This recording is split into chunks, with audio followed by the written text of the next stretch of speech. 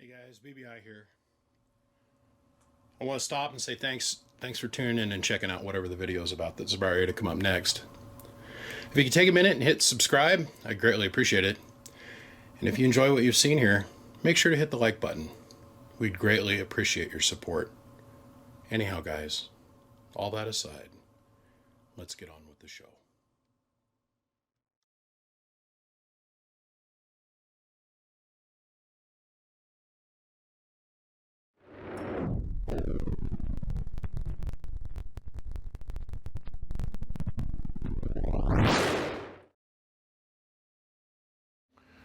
Well, we're going to pick up right where we left off.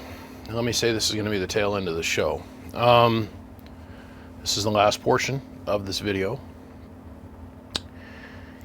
We finished up when we parted company last on page 48, believe it or not. And so now we're going to move on to page 49, which is all of these parts.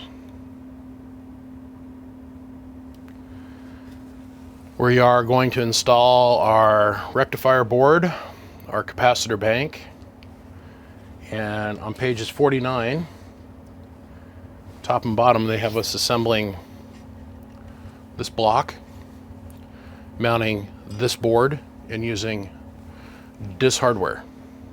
And then we're going to loop back and we're going to do the capacitor bank. Now, these caps are not technically leaking yet. Those over there.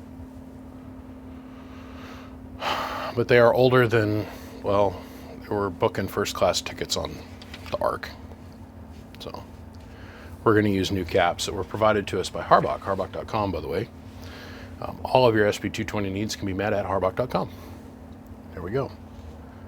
Harbach was kind enough to help us by procuring all the new parts, making sure that we had all the capacitors that we need for this project. Let me just say that the capacitors are no small feat. They have to custom make these just for him. Each one of these caps is a special order product directly from Cornell Dubler that he has to pay up front in full for. They don't keep them laying around on the shelf. These are as ordered product that he has them produced just for him. So thank you, Harbach, for supplying us with the parts. Like I said, if this is your first time watching, I want to say welcome. If you have watched this entire series, I want to say welcome back. You're a repeat offender, and I appreciate you for it. It's great, and I appreciate every single one of you guys for your support. Now, with these new banks, I have found that it is slightly easier to assemble the bank completely, put the bank inside of the actual C-shell, this clamp, this C-clamp, and then put the whole clamp and board assembly into the amp. Now that is a departure from the manual where they want us to assemble the thing, slide each one of the pieces in externally. And what I'm talking about is here, they want us to assemble the C-clamp shell, the high voltage board, and then they want us to assemble this into the box. And then on page 50 over here, they go on in an excruciating detail explaining how they want you to build a capacitor bank. Well, since we're going to use the aftermarket bank because it is safer and more reliable, just because of the age of the caps, we're going to assemble this my way. We're going to build the whole thing outside the amp and then put the capacitor bank, the C-clamp, and the high voltage board all into one sitting. So that's going to take us up to page 52. And on page 52, that's where we have to start thinking about mounting up some other stuff. Like we're going to have to bring the faceplate in line over here. We have to bring it up and bring it into this space and get it kind of somewhat sub-mounted. We'll probably tie it to the band board here in the front. Probably put a screw in it to help bolster that connection. And then we're going to let it sit loose. So that way when we come around to actually do the tuning on each one of the band inputs, it won't be that big of a deal. And then you'll see why I made the leads so long on the face. So we can take the face off and lay it over here on the side. And why we use stranded wire instead of solid core wire, so when we lay it over here to the side, the wires don't break off. It is what it is. So we're going to get up through page probably 54 here pretty quick. And then we're going to start the excruciating portion of doing all the wiring and all the sub-assembly on the bottom, which this will go pretty quick. So let's go ahead, and I'm going to get the high voltage board mounted up and see what's the best way to do this.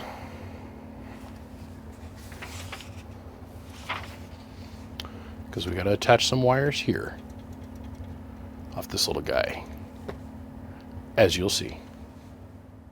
So here we are at the end of page 53, 54, 53.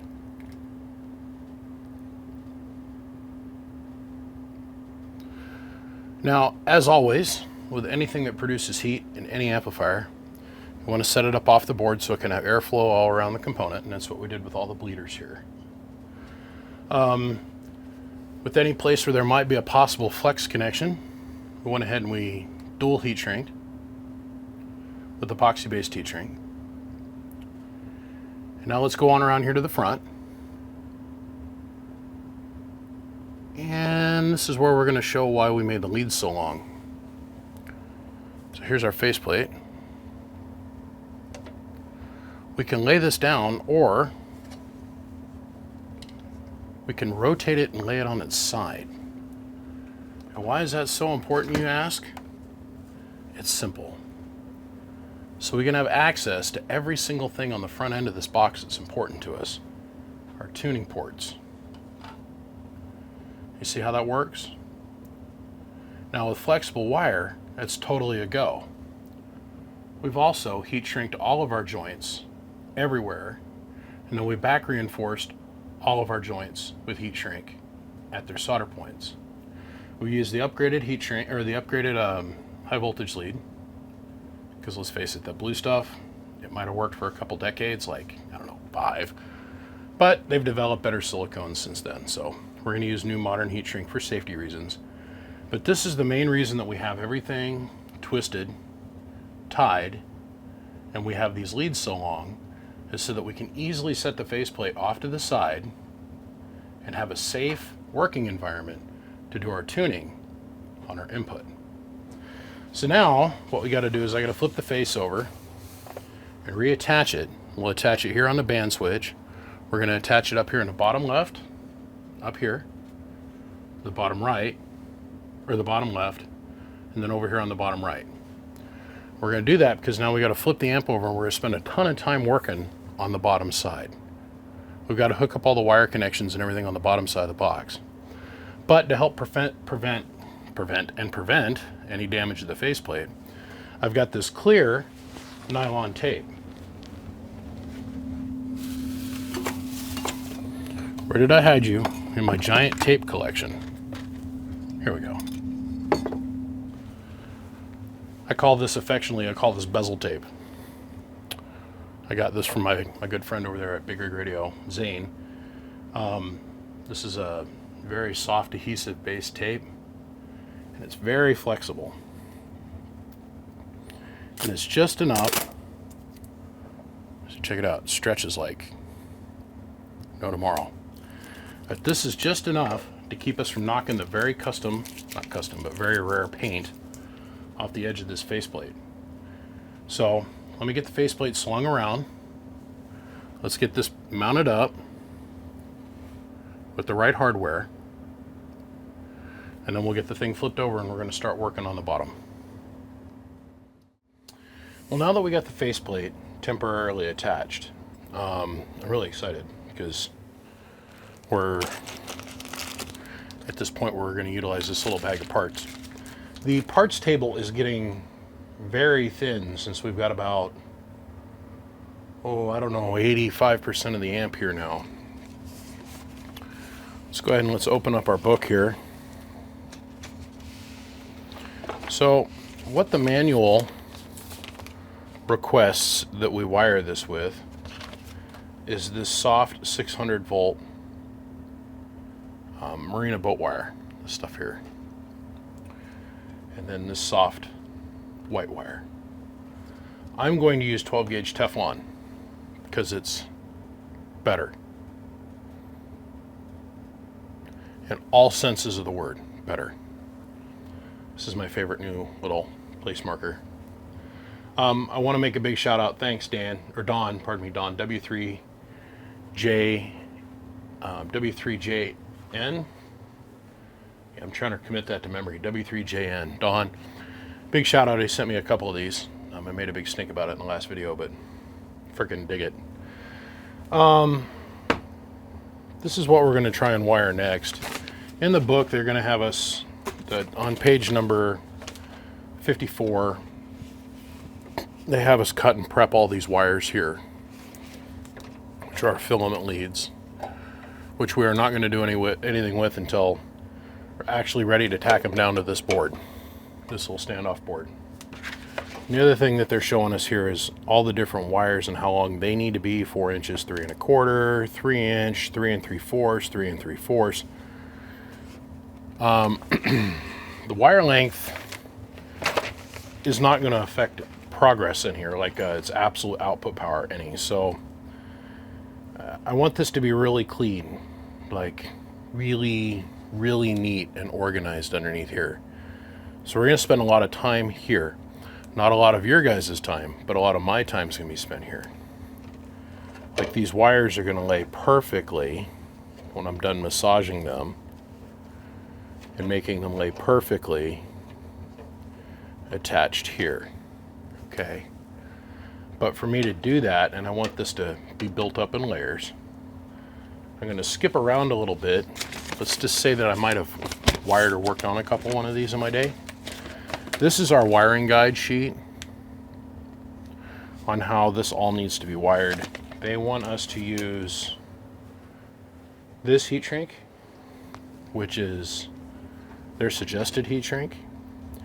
I'm going to use my tried, true, and tested Marina grade 2-part epoxy or heat activated epoxy heat shrink because it's better.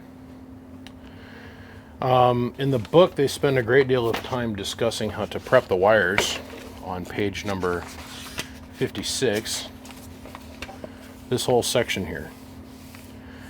And what it boils down to is you're going to strip, crimp, solder. I'm going to strip, crimp, solder, heat shrink. Okay.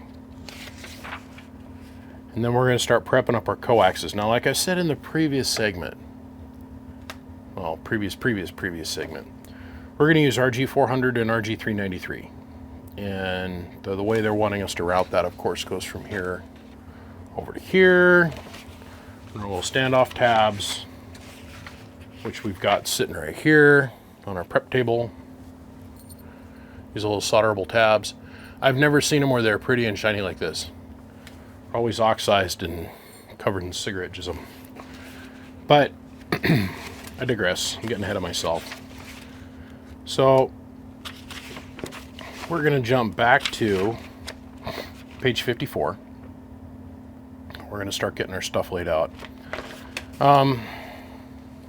Under chassis wiring, okay. This is where they're going to have us start tying in the common ground, which is built with that and that Bakelite connector. They cover this whole thing here, how they want us to have it, you know, mounted.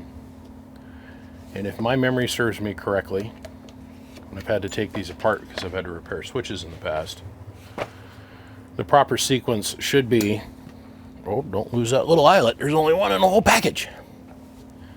I knew exactly what this was once I took it out of the bag. I was like, oh, sweetness. Lock washer here onto here, and then we're going to put a flat blade screw through here with a lock washer on top of it. That'll help keep it up straight. So we're going to first get our base platform laid down. Now these leads here, the brown and green leads, they attach to the filament. Now I had a gentleman call me earlier this week and he's like, I think my filament transformer's bad. I said, okay, why do you think that? And he goes, because my lights don't work. And I said, okay. I said, do your tubes light up? He goes, oh yeah, they light up great. And I said, well, then your light bulbs are bad. What do you mean? Your two brown wires that come off the front they attach directly to your filament leads, believe it or not. So your filament is what powers your lights on the front. So he got to looking. I'm like, I'd really check your light bulbs if I. Sure enough, he goes, well, they were working. Then I took the face off and I dinked around with the tune on it, and then I put the face back on. Lights quit working. And so he's like, I think I need to order a new filament transformer. I was like, whoa, pump your brakes, man. If you think about it, the faceplate on his amp had probably been on there for a couple decades, right? And so him taking it off and banging it around a little bit probably took the little tungsten wire that's inside the filament and broke it for the light bulb. And he was thinking he was going to have to replace the whole filament transformer. I was like, no, pump brakes, bud, slow down a little bit. Sure enough, he called me a day later and proceeds to tell me that he's got 2 new light bulbs on the way. Winning. So it's little things like that that we find oh so helpful. Now, my mission that I choose to accept in this next segment is we're going to run all this mess. Now, the way they have this laid out is just for diagram purposes, so we can understand where to attach everything. So our green wire goes here, yellow wire goes here. We're going to use our white wire to go over to here, which will probably be red in our book. This is going to be green and black from filament transformer. But I want all of this to lay in here just so. So our Teflon core support of the entire thing, how it's all going to lay in here, starts with our on-off switch here and runs over to this plug panel for the majority of the thing. So between the diagram of Y of 1, 2, 3, 4, 5, and 6. Now I keep flipping this out. If you go out and you either can go to boatanchor.com or you can just flat out Google this. This instruction booklet plus this instruction booklet are relatively available. So through this whole process, I've spent almost little to no time referencing both of these books, more or less just showing you where stuff goes and how they want to have it put together, because I know that you can go out and get both of these diagrams really stupid easy, and you don't need me to show you a minutia detail, just to cover the basics of what we're doing. So out with the soft old 60-year-old wire, in with the high strand count, high temperature, never break down, can't get it to fail, Teflon. Away we go. Well,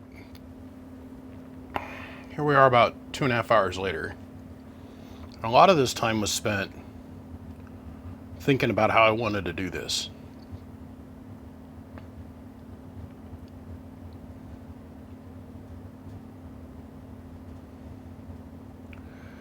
Now please understand, I recognize that most of these ties are going to come off. I'm going to have to retie it about 4 or 5 times. But like I said, the beauty and elegance behind this setup is by having a strong core support at the beginning of it, which is making this thing square and straight and pretty. There's a lot of stuff that's got to go in here yet, like our on-off control wires here to our switch in the front, over here. So that means this wire is going to have to get this tie, this tie, this tie. It's all going to have to get removed. There's a couple other wires that need to go in here to go back to the back for the AGC and a foot pedal and that kind of stuff. But I've spent a lot of time thinking about this, and this is a little 2-hour adventure on just how to run basically 5 wires, 6 wires total. And I think I got this set up just the way I want it to be able to go forward. So, I mean, this wire loom is going to have to move so we can get the screw in for the plate transformer and that kind of thing. But I think this is a good solid foundation to move forward off of. Nice and straight and clean. It beats this spaghetti mess that the manual suggests that we assemble. So We've got some wires to add and we're going to continue on. I just want to give you a little update. This is where we're at. This is going to take a little bit longer than I thought, but that's okay. I'm the kind of guy that'll just keep chewing at it until it's done. So away we go. We are hustling right along here, I'm here to tell you. This represents a great deal of time.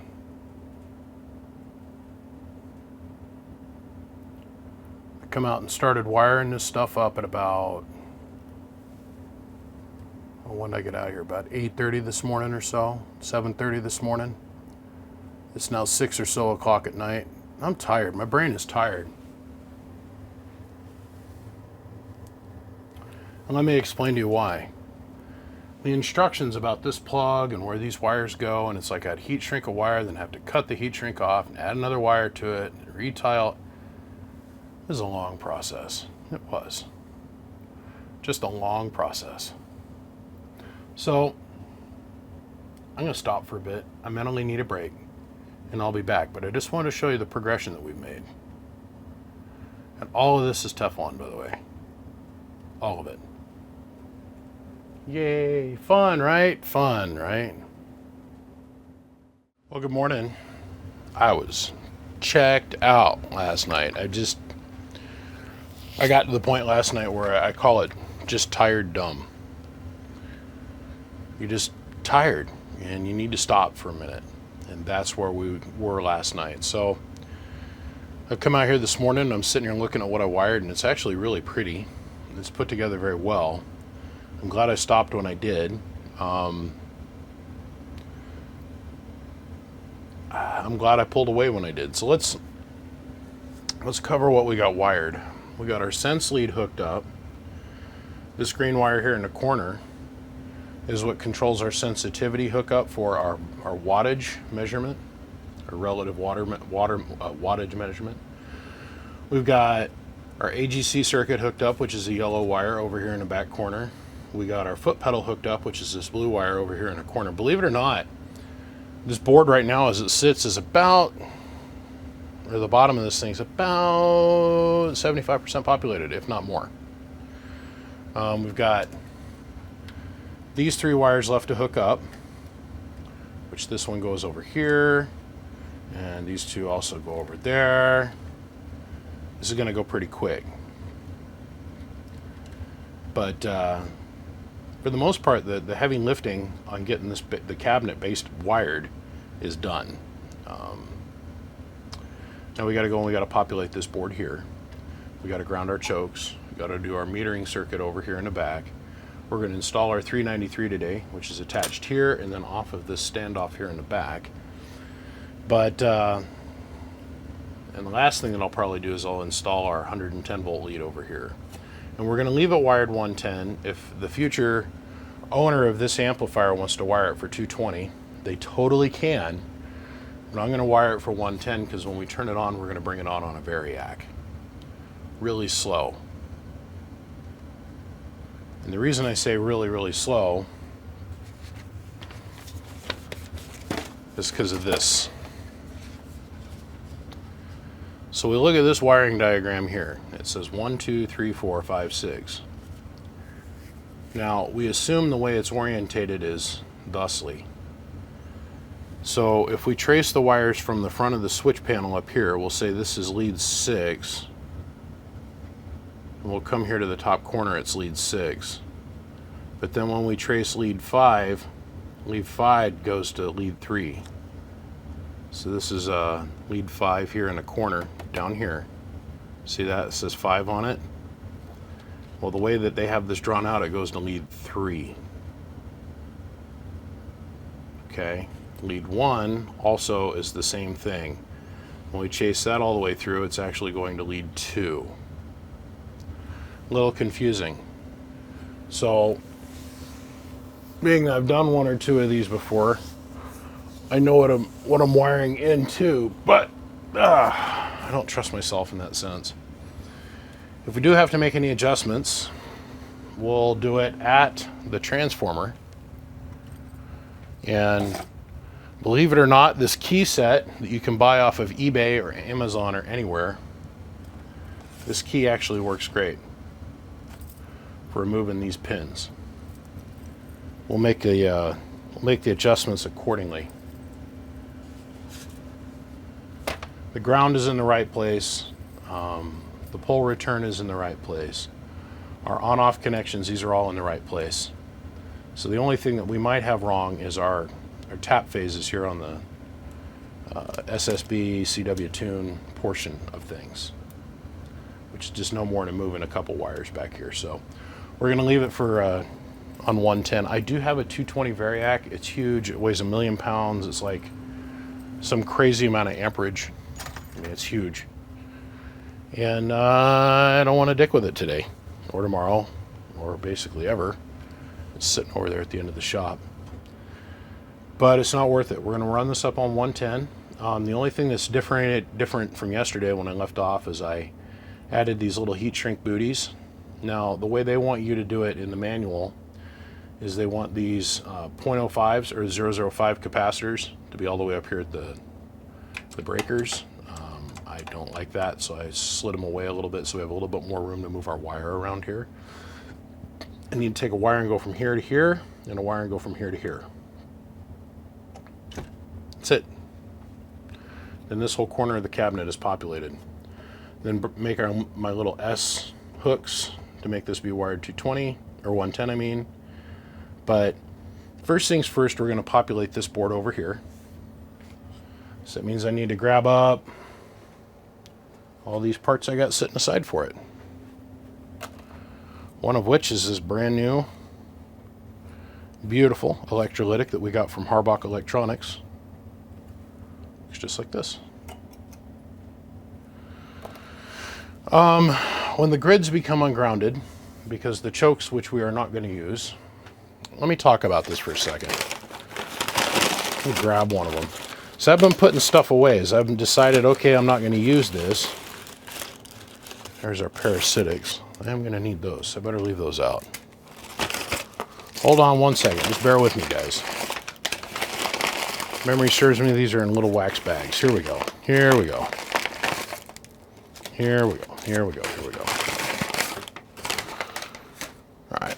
I've been putting stuff away. If I decide I'm not going to use it, I put it away. The wire, because when the guy, whoever ends up owning this, the guy or the gal that ends up owning this, I want them to be able to get the most complete kit that money could ever buy them. So like if they want to come back and rewire all of this beautiful wiring so it's completely stock, they have the wire and the capability to do that. Do I think anybody would actually ever dare do that? Probably not, no. But I still want to maintain that oh, what would it be, caveats? I don't know, whatever the fancy word is for it. I want to maintain that integrity so they have all the parts that came in the kit. I've been even saving all the little pieces of scrap wire and stuff. Like, I bent these right here to go here. I made these little hoop eyes to be able to go here, and they were too tall. So I rebent the right ones, and I'm going to send these along with the kit. They'll be in a little baggie, and one of the baggies in a little baggie. So let's talk about these chokes and grounding the grids. If we take this choke and we pull it apart, this is nothing but a piece of 7,000 gauge wire that's unbelievably long. I unspooled one of these one time, and I swear there's probably 500 foot of wire on this thing. Well, where they sit would be from like this pin to this pin. There's a lot of heat that takes place in this department. That's a lot of expansion and contraction on this wire. So over 50 years, we found that these chokes go bad. Now this choke is brand new. So I could put it in here and be like, oh no, it'd be great for 50 years. Or we can just ground the grids and I can sleep perfectly happy at night knowing that choke's never going to open. When that choke opens, the tube becomes unstable and does no longer have a reference to ground. So it has a tendency to do some very interesting things. Usually what happens is one tube will completely flare and the other one will just sit there and be dead. But this one tube will turn fully on because it has no control reference to ground, no ground reference, no coupling to reference on ground, and it'll take off and get to 10 million degrees. Well, as this is getting unstable, it's putting a lot of pressure back onto the bias circuit. And it's also putting a lot of pressure back to this electrolytic that sits like this over here. So I get the phone call about 10 times a year. Man, my Sb-220 is doing some weird stuff, BBI. Oh yeah, what's it doing? Well, I got one tube that flares up completely out of control, and then I let it sit there and I let it run for about 2 minutes like that, and then all of a sudden it blew up, sounded like a shotgun shell went off. The only thing that's keeping this circuit from completely running away with your tube is this electrolytic after you lose reference to ground, because its shortest path to reference to ground is back through this capacitor. So learning this at a younger age with a friend of mine here in town, we sat there and we measured this. So we got a bunch of these caps and we kept focusing on the cap that was blowing up, and we thought something was going wrong on this circuit here. So we hooked up a voltometer to this, and we're sitting here watching it. And there's a quarter wave, this is a quarter wave rectifier circuit that's here. We're sitting here watching it, sitting like 110, 115 volts, and it just, and all of a sudden a cap starts to break down and a voltage takes off. Spikes. 115, 120, 125, 130, 140, pow! Thing blew up. Paper goes everywhere. Shit's all over the place. Room stinks. Trips breakers. Thought we wiped out the tubes. Luckily we didn't. And it took a long time for us to put the little pieces and parts together to figure this out. And what had happened is the choke that sits from here to here had gone open. Because we could take the tube out, you do the basic, your basic process of elimination. Well, let's take this tube out and we put it in this socket, and then it'd sit cold, and the tube that would sit in this socket, no problem. It'd flare and this one would have no problem, vice versa, back and forth. So when we finally decided to pay attention to that one little piece of information, we went, oh, maybe this blowing up is a result of something else failing. And then we started to look totally at the tube, and then very quickly figured out we needed to ground the grids.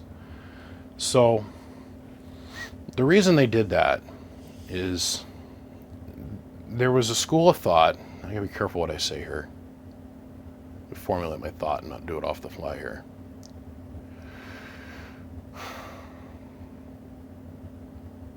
There was a different tube. We're going to say it's like the 811A, 813 style of tube, or a 811A or 572B.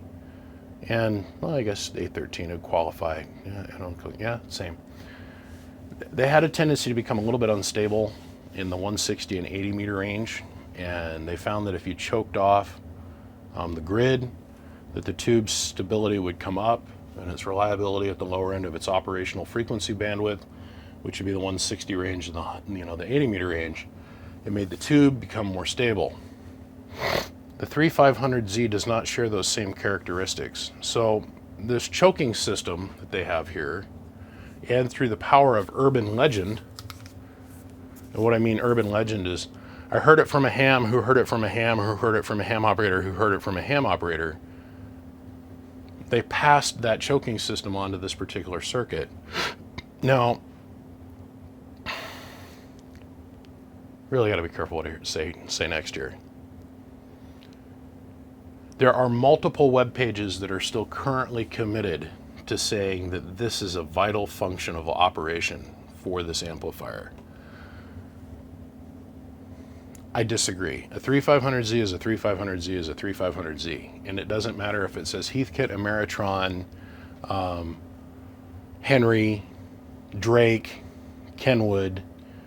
The tube is the tube. And all the stuff that we supply to it, the filament, the plate, airflow, you're tuning your loading circuit, those are all basically the same thing. So I don't understand where people think that this particular amplifier, because the face of it is green, makes any difference between the thousands and thousands of Henrys they built, the thousands and thousands of Drakes, the thousands and thousands of Collinses, the thousands and thousands and thousands of frickin' Kenwoods that they built. Those are all direct ground grid. Now they vary a little bit. They'll have one pin that goes to ground, but then they'll have like a disc capacitor that comes off of this pin that goes over here, and then they'll have another disc capacitor coming off this going to another. If we look at the inside of a 3500Z, let me grab one.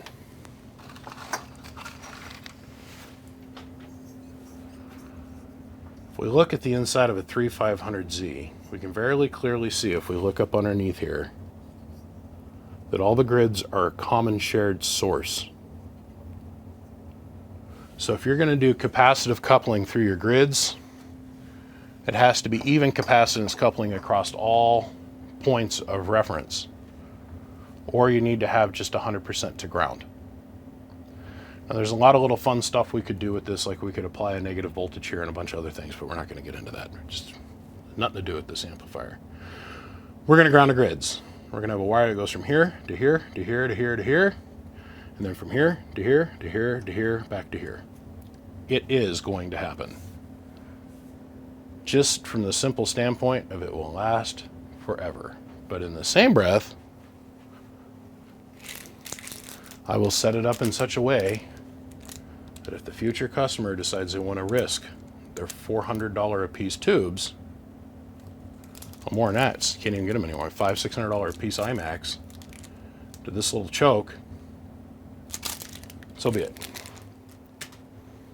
My argument is the same exact circuit is running in thousands of other amplifiers that all have direct grounded grids, no choke. And they're out there running 80 meters, and they're out there running 160 meters, and they're running all the low HF frequencies with absolutely no problems. There are some ham purists out there that are going to say, well, that's an 11 meter mod. You only do that on an 11 meter box. I call bullshit. I've repaired hundreds of these, and they're all out there running, and those hundreds of repairs are all out there for public review. So, and believe it or not, a large majority of Sb-220 ownership is not the CB community.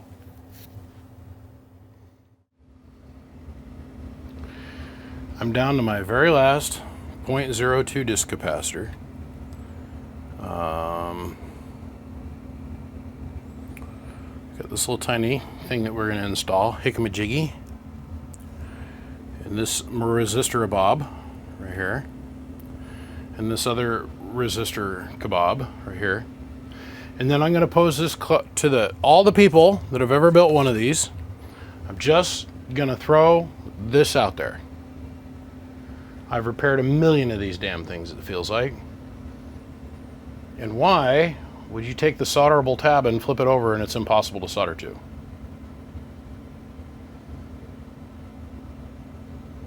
Was I the only one that saw this?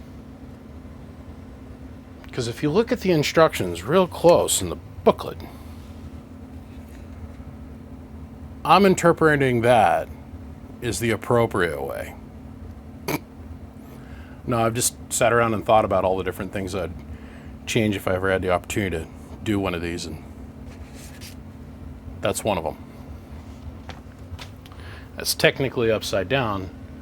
Let's go over here and take a look at this, over here by the relay. That's the way they want you to mount it. But on the standoff, there's a standoff up underneath here. And I have stood and I've looked at this over and over and over again, and I go, why? Why? Why? Hell. Okay, so let's take our 0.02, or point, yeah, 0.02. We're going to run it through here. We'll solder it down.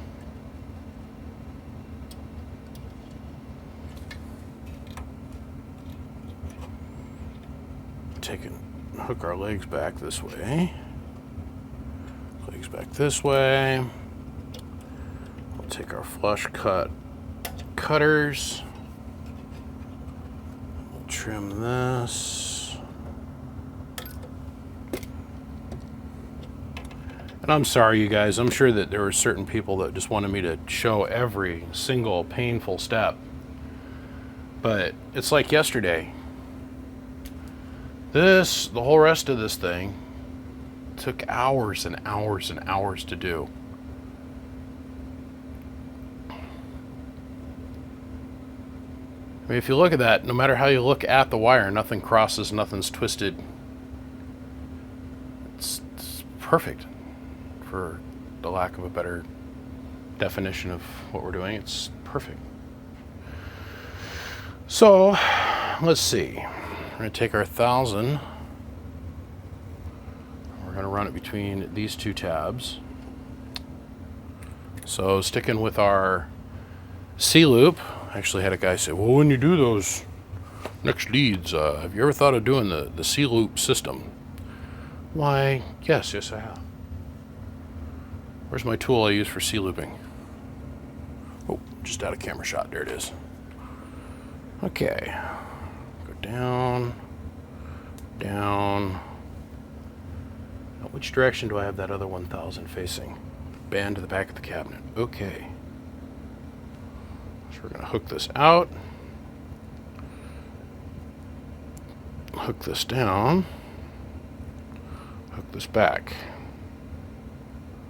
Just like so. And then hook you. Don't drop it.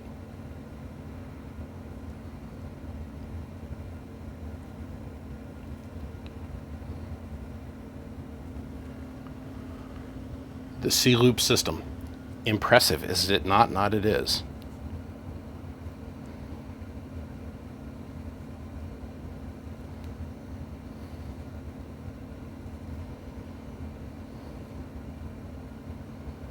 Okay.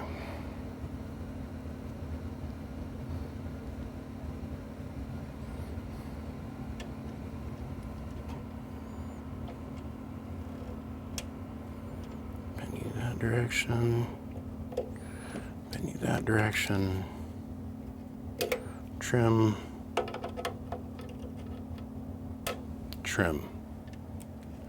Let you hang for a second. Let's take our glass. Bended end. Banded end.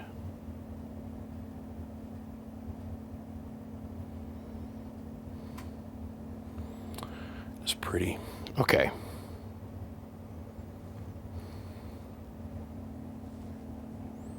Dupe. And dupe. Doop doop.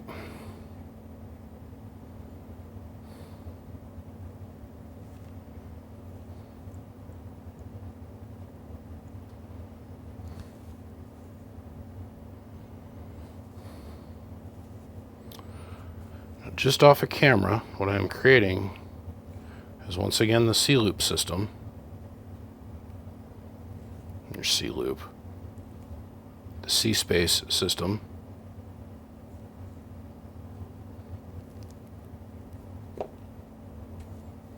Okay.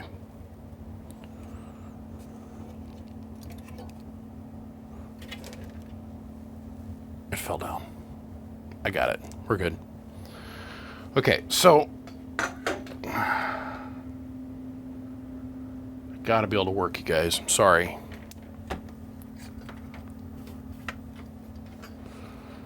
So what we're gonna do is we're gonna pre-tin this. Pre-tin. Hold that in place. Oh, that's hot. Oh, that's warm.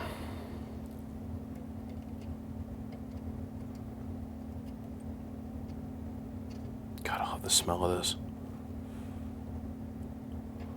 Old vintage. Gotta love it. Okay.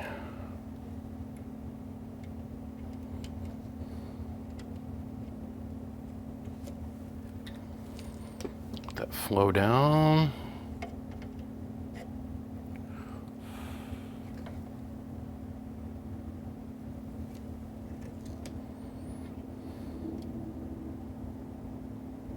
Bring that up till it's perfect. Okay. Now the reason we secured this side and this side is because now I'm going to tin that. We'll grab this with a set of needle nose.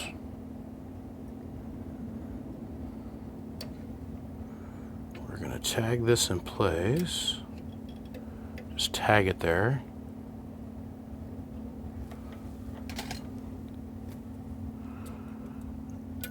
bring that back around.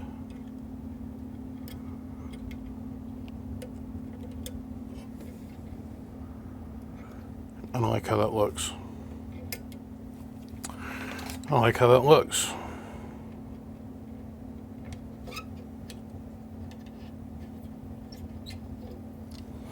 It's entertaining, isn't it? Yeah, whoa. Hold on to your undies. Whew, watch out. That BBI, he's just a laughing minute. Okay.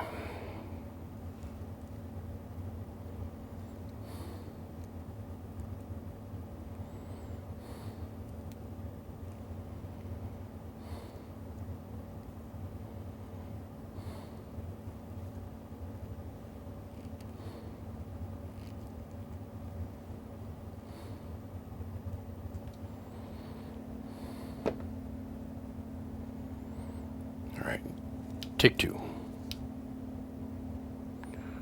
Straighten that leg out so it's perfect.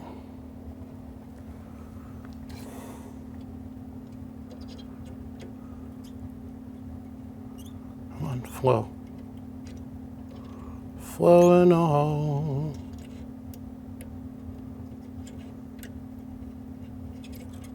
There it is. Perfect.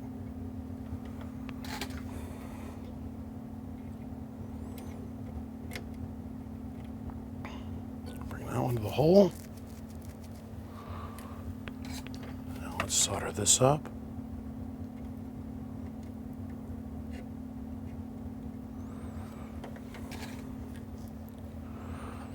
Now we'll bend you right here.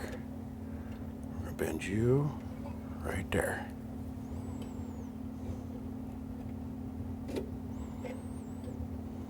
Bend and bend. Take our flush cutters, shear that off. That's perfect. In my opinion, it's as close to perfect as we're going to get. So now, according to the manual, you need to create something called a C-loop, a hook, and solder. You need to be able to hook and solder this around the eyelet, the connector, just like that. And then bring it back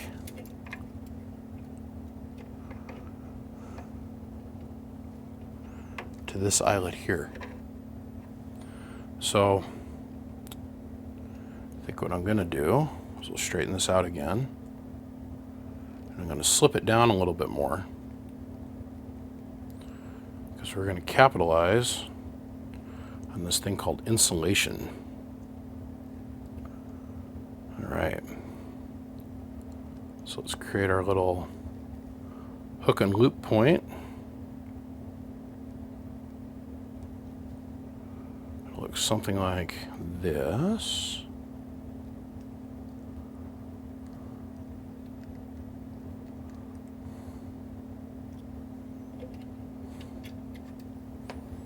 Much better.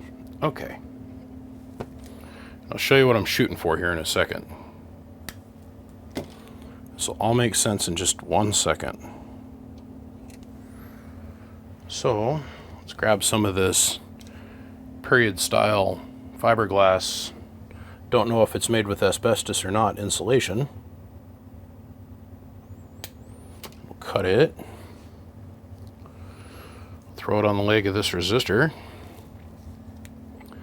We're going to torque this resistor leg over so it's tight and the fiberglass can't go nowhere.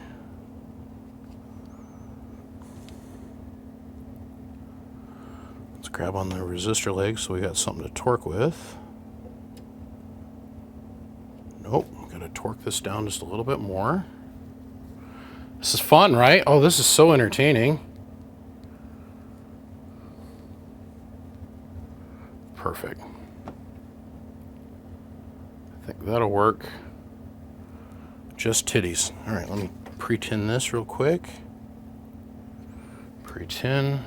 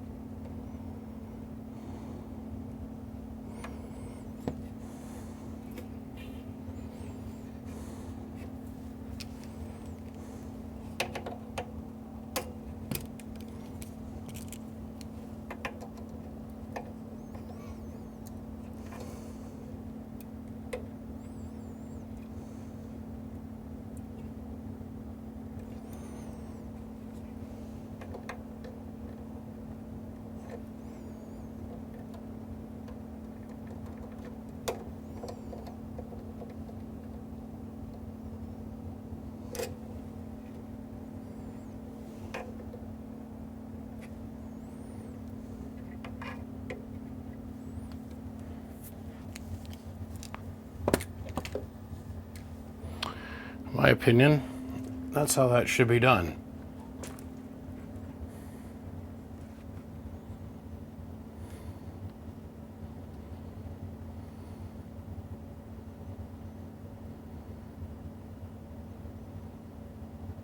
It's perfect. It's clean and it is perfect. Now, since you guys were all with me just a minute ago, let me show you what we've gotten done thus far.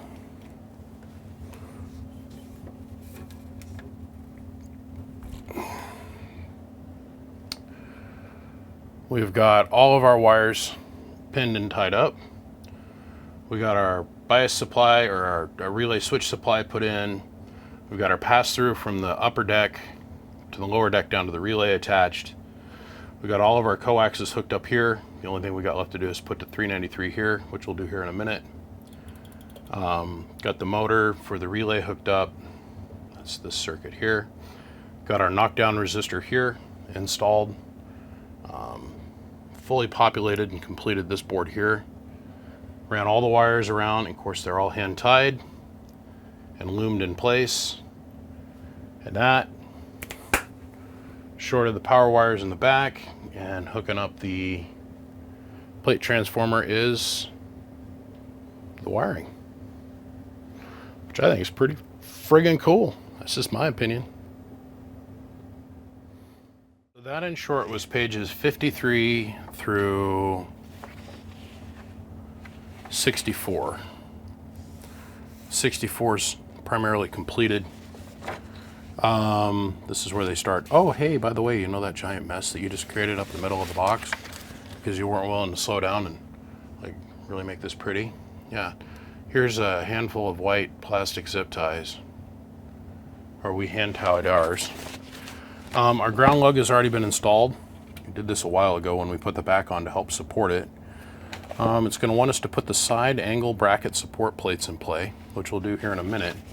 But before I do that, I want to make sure I run my 393 coax around over here, just make it easier to solder.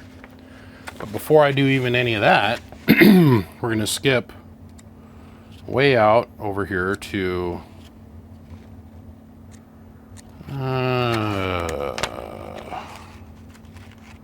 we're just going to skip back, pardon me.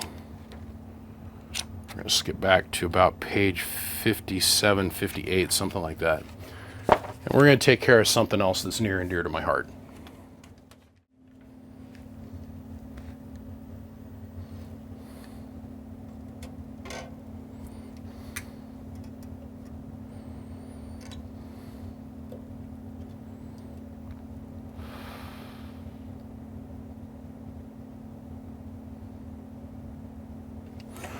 Okay, this is 16 gauge soft drawn oxygen free solid wall solid copper.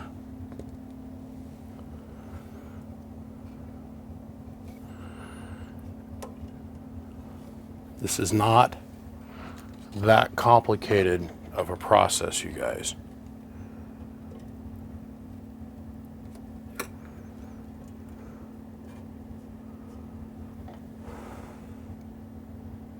Hot. Tap a little bit more there on the end. Good deal. Okay. I'm just going to bring that holder a little bit closer. Okay.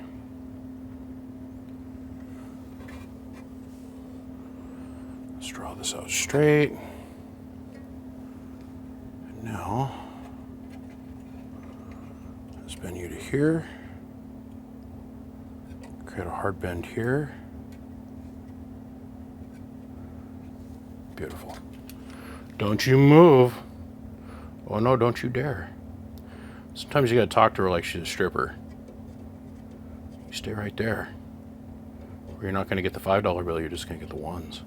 It takes 5 times as long.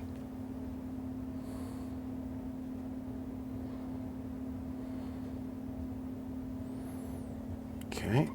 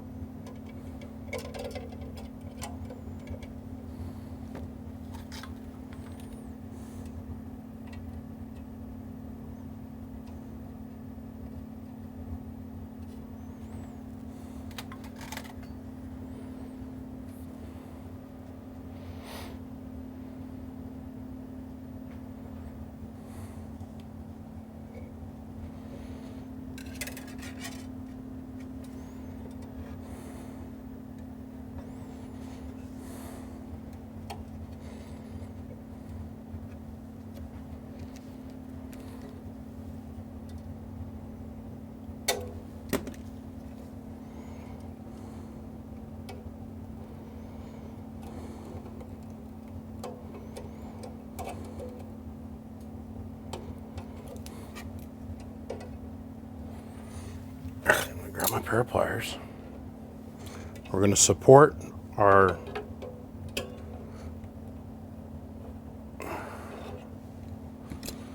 and then we just simply bend this up and over.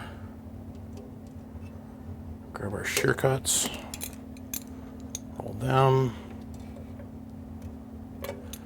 pull that over, stand it back up even with the wire, straighten that out. Visual aesthetics, no functionality increase whatsoever, and solder. Grids grounded. Okay.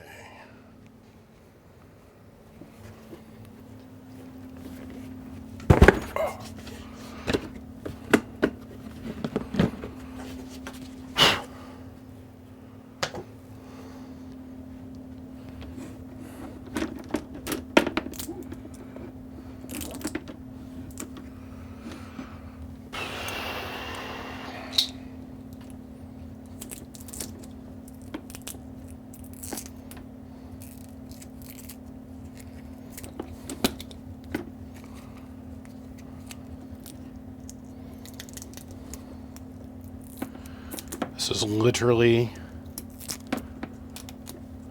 the coax of the gods. This is RG-393, M17 aircraft grade, military grade coax. And M17 stands for the mill standard to which it was made. Stuff is indestructible. There's many, many layers of loss in this world of RF, and just because it can hold a pair of 20s and not melt does not necessarily mean it's the best thing for the job. We'll have to have this conversation another day. This is yet even another whole level of cool. This falls in between the RG-316 DS and RG-400. This is quad shielded coax. It's another conversation another day. So, $12 a foot. This stuff is literally $12 a foot. We're going to need about, that much. Never hurts a little bit extra. This is one of two totes I've got. I found this guy that was selling all this stuff on eBay, and he had it priced out at about $8 or $9 a foot. And I called up everybody I could. I put up every penny I had at the time.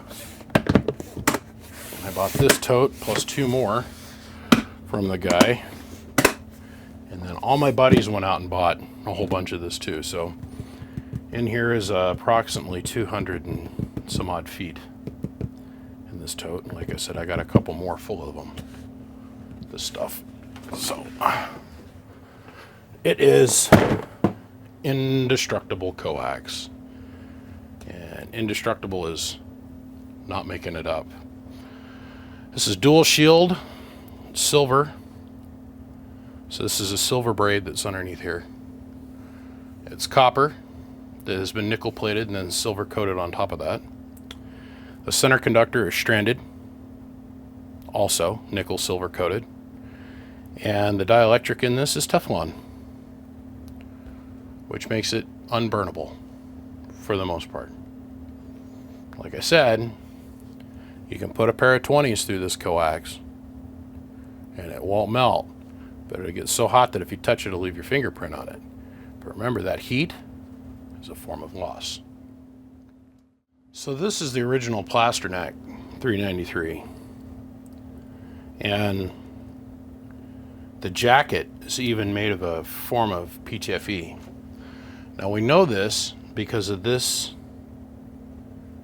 print. Now I just threw a big hunk of it away. Here it is. This is like a data strip in a dollar bill. This is printed on Captain.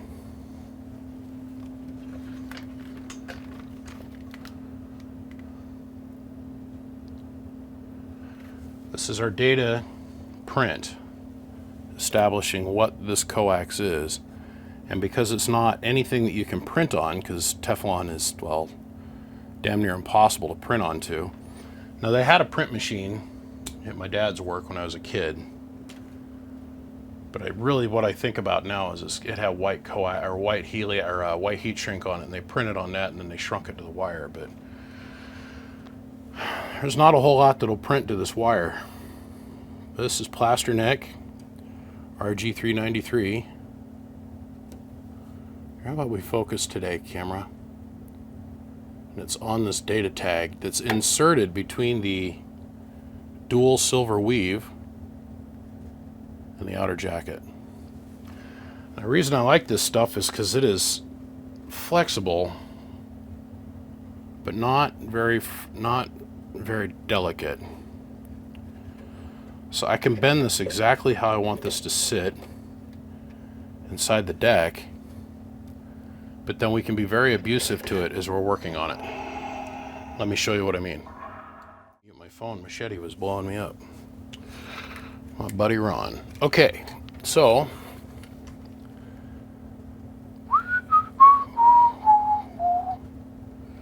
do do do do do do do do do do do do do do do do do do do. Make sure we get it through both layers. Do do do do do do do do do. Both layers. Now the book, the manual. Hold on, I'm getting ahead of myself. Hold on. This is the provided piece of coax, right?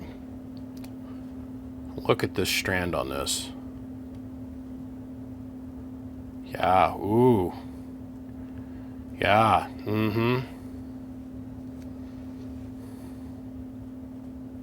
hello. Plus there's 2 layers of this shit. So in the book, what you're supposed to do is, through a process of folding and wadding, you're supposed to fold this over, knead this down like like you're making bread. Then you're supposed to trim all these little wires off, and then you're supposed to very lightly contact solder to the edge of this. Contact solder to the edge of this, and then pray it doesn't deform the jacket. Well, here's a piece from a later version that I took out of a guy's amp. Here's the main problem with this shitty coax, is that it melts through and eventually it makes contact, and you got what they call pinhole blow through on a coax. And this is a grade 8 example of some of the coaxes I've taken out of some of the amps over the decades here, or the decade here. Isn't that pretty? That's pretty. Just like, that's pretty. Yeah, right? Of course, then you can go to stuff like this where I got shit too hot, put too many kilowatts through this, and it is what it is. This stuff is indestructible. For the lack of a better way to describe it, it is indestructible. So first we go and we solder tin our edge that we're wanting to cut to. So let's get this piece of junk out of the way. And we're going to go in here and we're going to trim this. We're just going to score it. We're not actually cutting it. We're scraping it. We're just kind of creating a cut line all the way around. We take our pair of pliers, grab a hold of it, rock it, rock it, rock it, rock it, twist, twist, twist and twist. So now, we all remember that game of Chinese torture fingers that we had when we were kids. Well, that solder, as it cools down, shrinks and it bites down on the jacket. So you just got to heat it up. And that's just flux. This will rub right off. Now we have a perfectly tinned, perfectly trimmed piece of coax, and as you can see, it is not deformed in any way. I'm telling you, the coax are the gods. Oh, one more test. One more quick little test.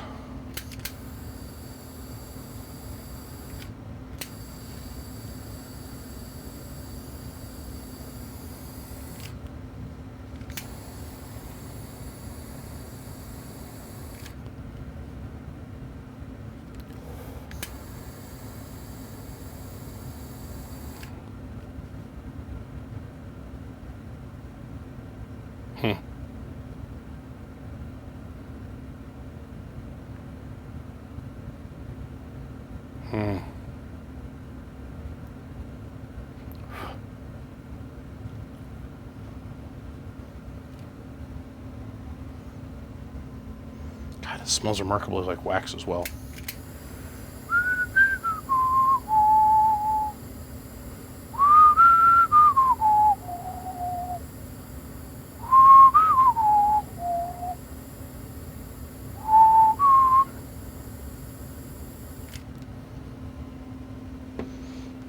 Better winning. Okay, so let's tin the tip on our 200 watt soldering iron here.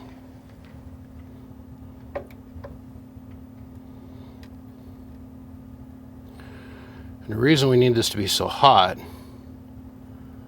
is because we need our joint to flow thoroughly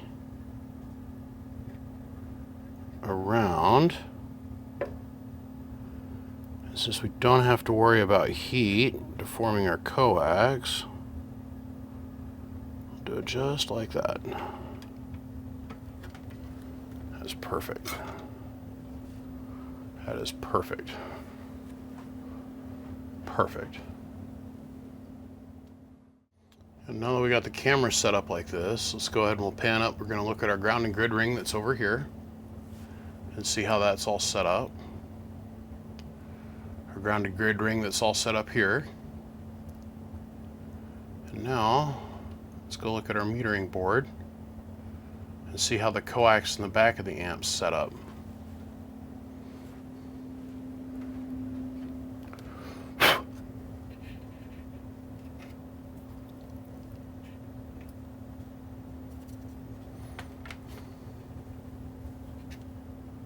There it is.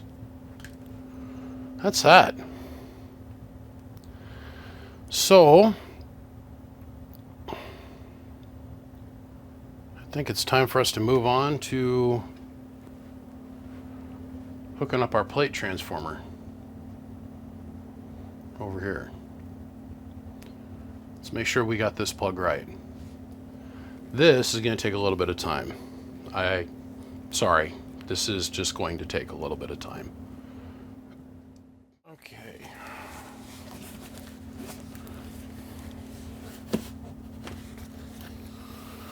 This is our plate transformer. So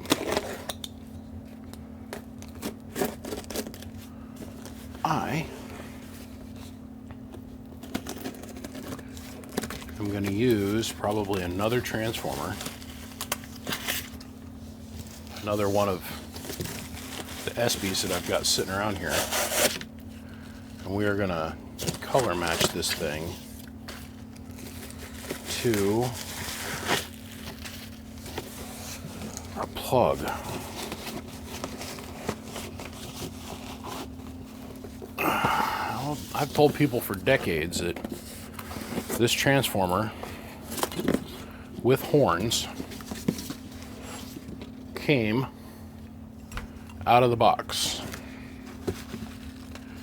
And it is 5 times thick on the floor of cardboard, 5 times thick on the top of cardboard. All right. Let's blow the 60-year-old dust off this thing. Let's evaluate what we've got.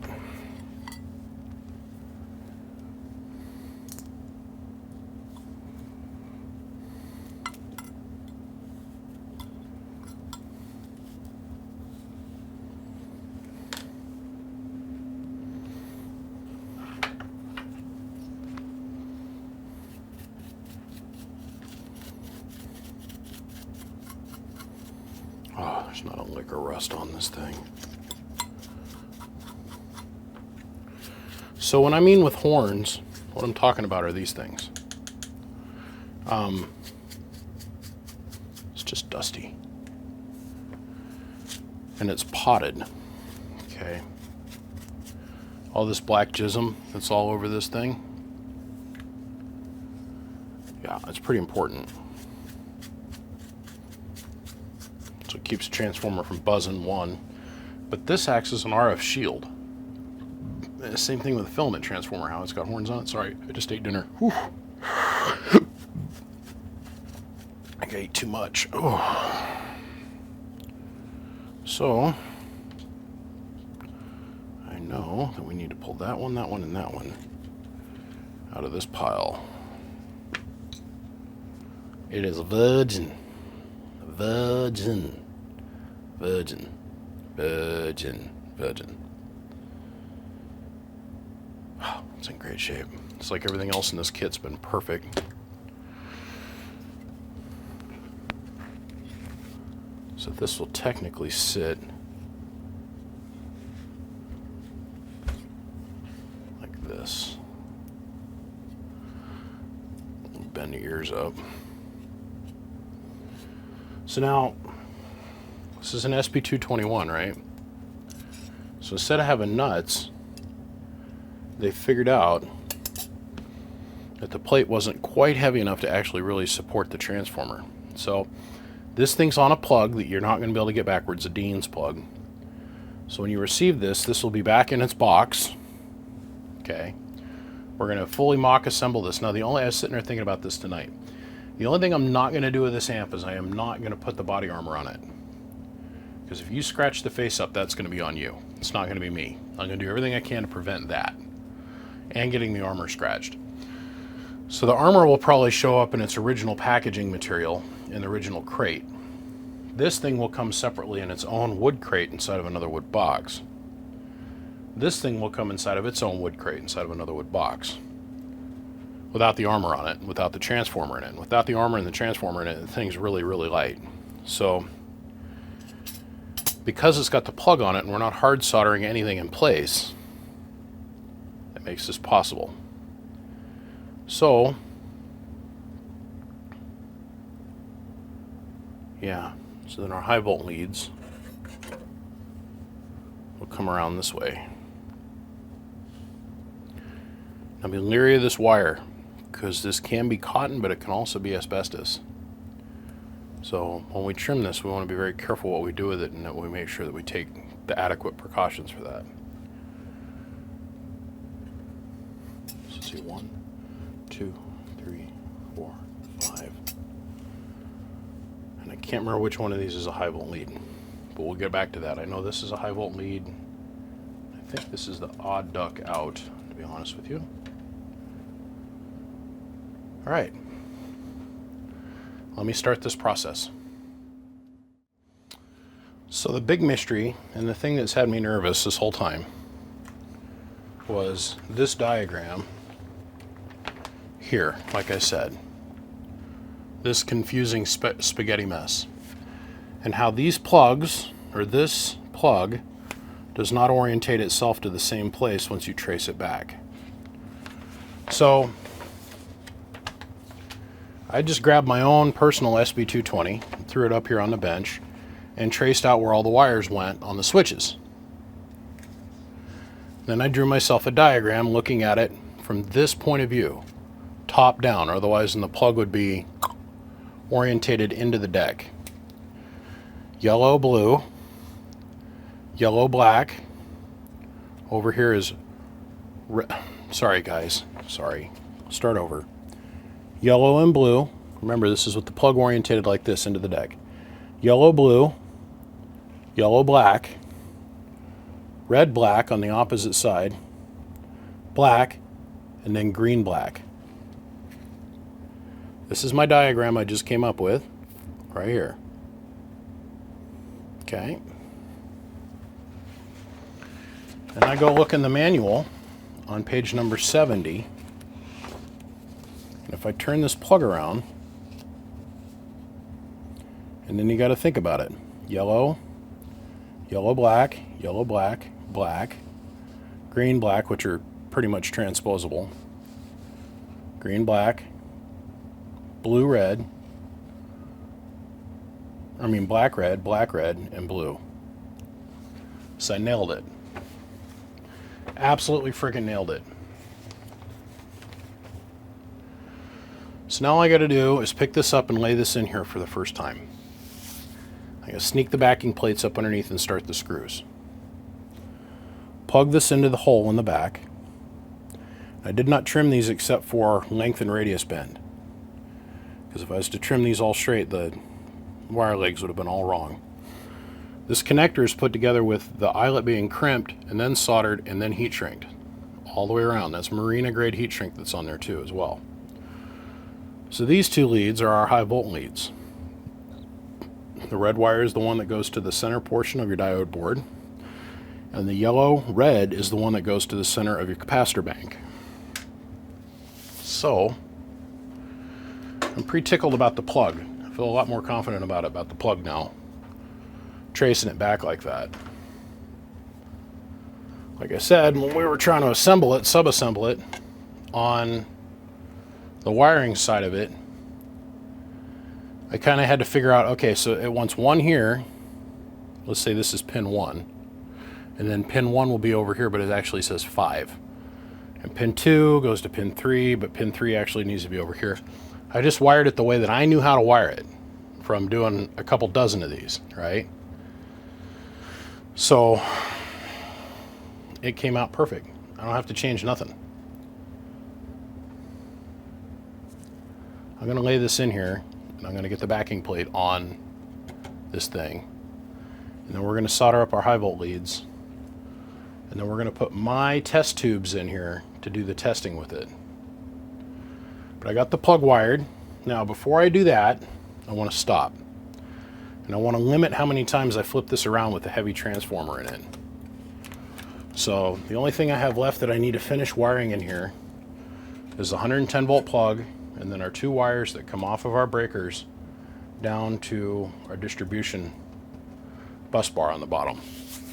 Like I said, we're going to pre-wire this for 110. So that means on 110, these 2 jumpers are hooked together and these 2 jumpers are hooked together. I'm getting ready to run out of stuff to shoot for you guys here. So on the original from the Factoria, I always wondered about this. And now we have a definitive answer that your set screws are outside of the knob kit. Here it comes. Come on down. So set you there.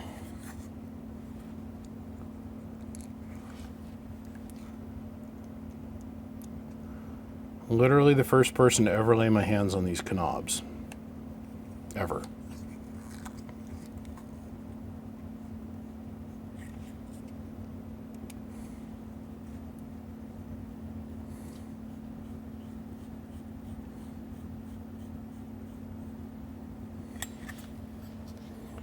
That will be our band knob. This will be my load knob. And as taught to me by my buddy Mike Beaver, because you know down there around that 80 meters, man, there's got to be a lot of capacitance. Like what? Huh? I didn't know. I didn't know. I pretended like I knew, but I didn't know. Hey, camera.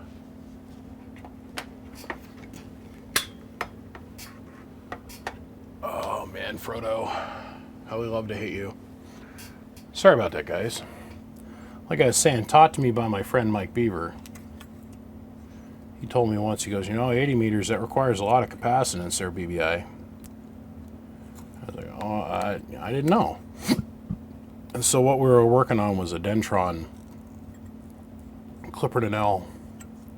The one that had the 6LQ, 6 whatever's in it, the sweep tubes. And had some parasitic issues and some other stuff going on with it. But where I'm going with this is how you always index this is you take it so that this capacitor, your tune capacitor, is fully interleaved. So you're going to set that for 80. You take this capacitor and you set it so it's fully interleaved, and so then you're going to set it for 1. And you take this and you set it for the 80 meter band. So as we click and we go forward from 80 to 10, we unload the capacitors going clockwise, both of them. So that'll be our load knob.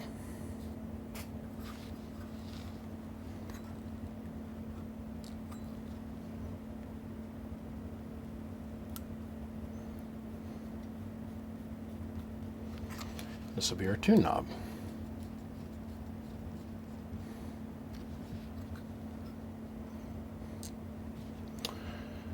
So we got the 110 volt wire attached in the back. We got the breakers tied in. We got the transformer mounted down. Got the transformer plug made.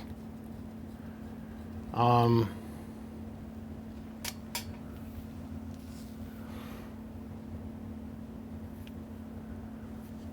gotta come up with some kind of bypass up here for this.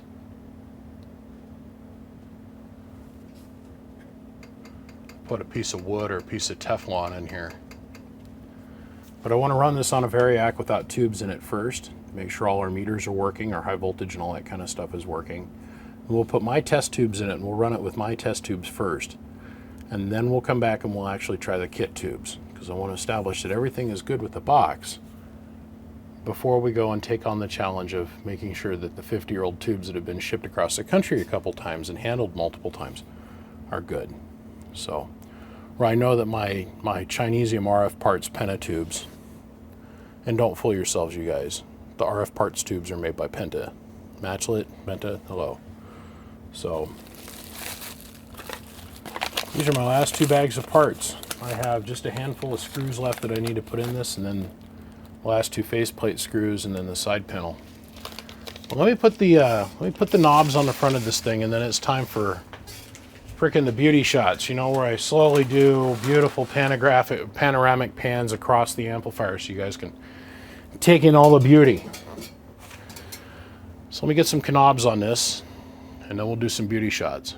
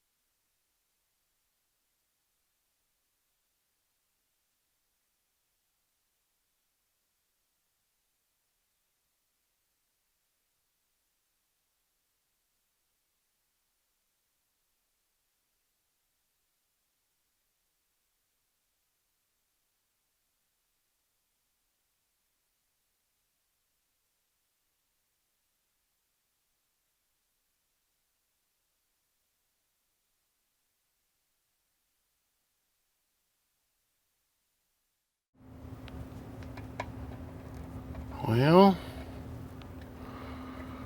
power is in on position. We are in the CW tune. Let's see if everybody did their jobs right here today. Oh, high voltage is starting to come up.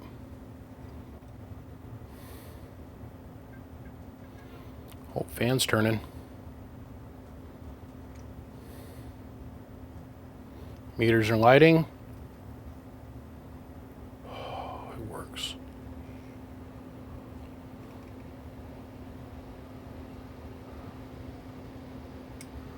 That's on low. Turn this down. We'll go to high. Oh yeah, it's working. Nice and smooth.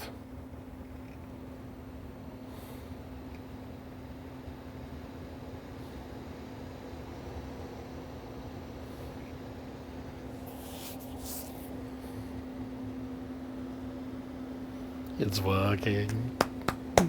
Works.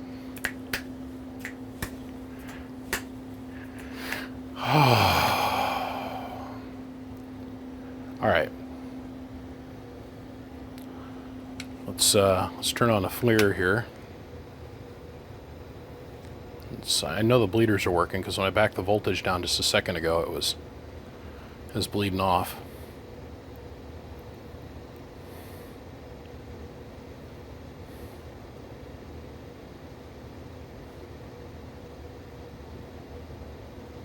Still waiting. We're booting now. Yay! That's the downside to this bigger FLIR. Yeah, it's got higher resolution and stuff, but it takes its sweet time coming online, I'm here to tell you. Still waiting. And we are still waiting. Still waiting. I should have had this booted off camera and been ready to go. I apologize, you guys. Come on, give me some measurements.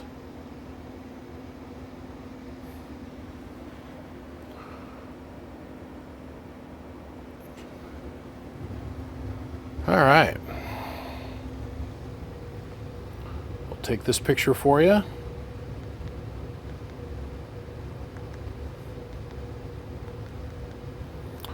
Change image modes. Bleeders are idling at 100 degrees. Transformer's nice and happy. I'm happy. So now we're going to do the certification portion of this process. Like we've got to check our, we're going to watch our bleeders here. We've got to check our pass-through tune, which I'm going to do next, and make sure it's good to go.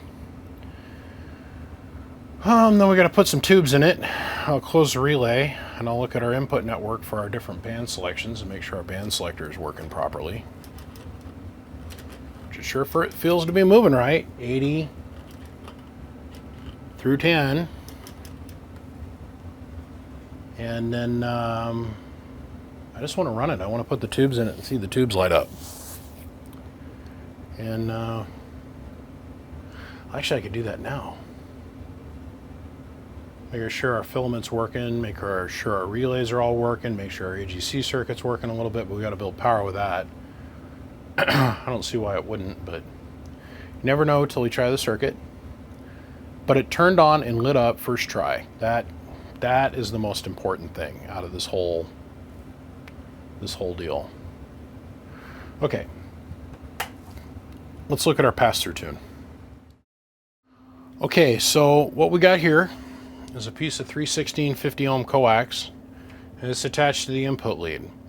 Now what we're measuring is the RF's ability to go in, go through the relay network, and then come back out through the 316 coax, and then jump back onto the RG400 and going down to the 50 ohm dummy load.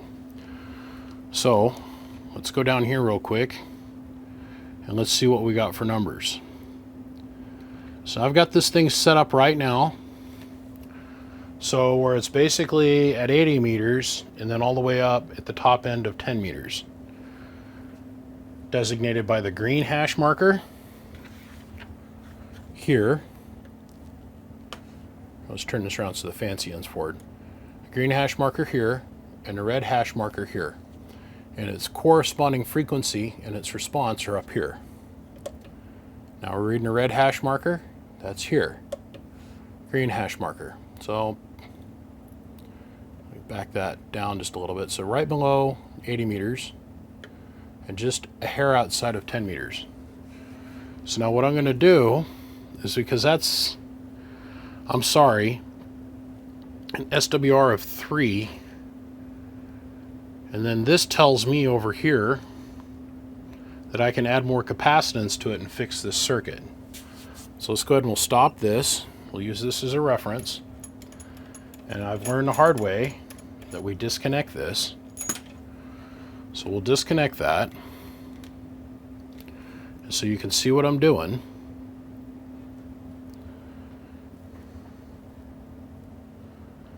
I've got two 25 puff capacitors here tied together for a total of 50 puff worth of capacitance. And the reason that we're using the dual capacitors is to help bump up the kVA rating just a little bit.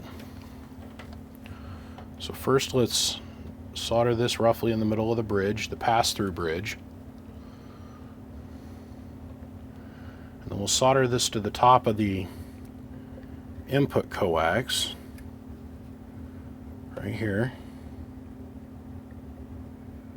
I'll pull that out of here. So nice about having coax, you don't have to worry about melting. You can actually solder to it for a ground hookup. Okay. So now we have that back in play. Now let's take, we'll hook up our 316 coax again. So this is the readings that we had before of an SWR of, well, climbing up there to an SWR2 at 30 megahertz.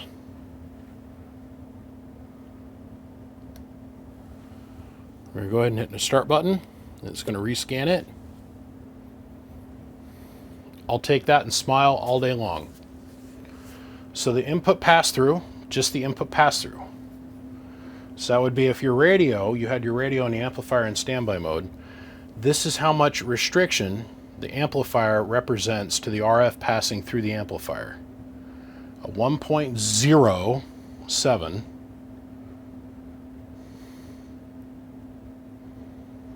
which our lowest bump is going to be about 1.03, a 1.13, 1.4 at the highest, and then it drops off again down to a 1.0 or below. And that's with two 3-foot jumpers going to a 6.5 foot jumper going to a 10,000 watt dummy load. So if you want to take into account the velocity and the reactance factor of the coax, that's stupid low. Like, your radio is going to be happy no matter where you're trying to pass RF through it. Now remember, this is really important for a lot of different reasons other than just trying to talk through it. You have to have this low because now your receive RF has got to pass through this whole mess to make it to your radio. And a lot of people forget that. So here's your radio. We'll say this is your radio attached for your receiver. If you've got an SWR of 4 or 5 or 3 going through your amplifier, think of how much signal you're losing by having that serious impedance bump at the relay. And yes, I am manually moving the relay. So now by closing this relay, what we're doing is the RF is looking at the input network, closing the relay. The RF is now switching, going through this piece of coax, going through our band selector, and then coming back around, but this got no place to go. There's no tubes attached. But we now can certify that the pass-through circuitry on this amplifier is spot on. Spot on. Okay, it is thundering and lightning outside, so if we lose power in the middle of this test, so, I mean, dude, we're getting dunked on right now. We're going to try it. So the main thing that we're here to look at now is the function of the relay. Now, if I have everything wired right, I will step on the pedal and this relay is going to move. Now we have my bench tubes in here, my test tubes, off the wall. They're in here.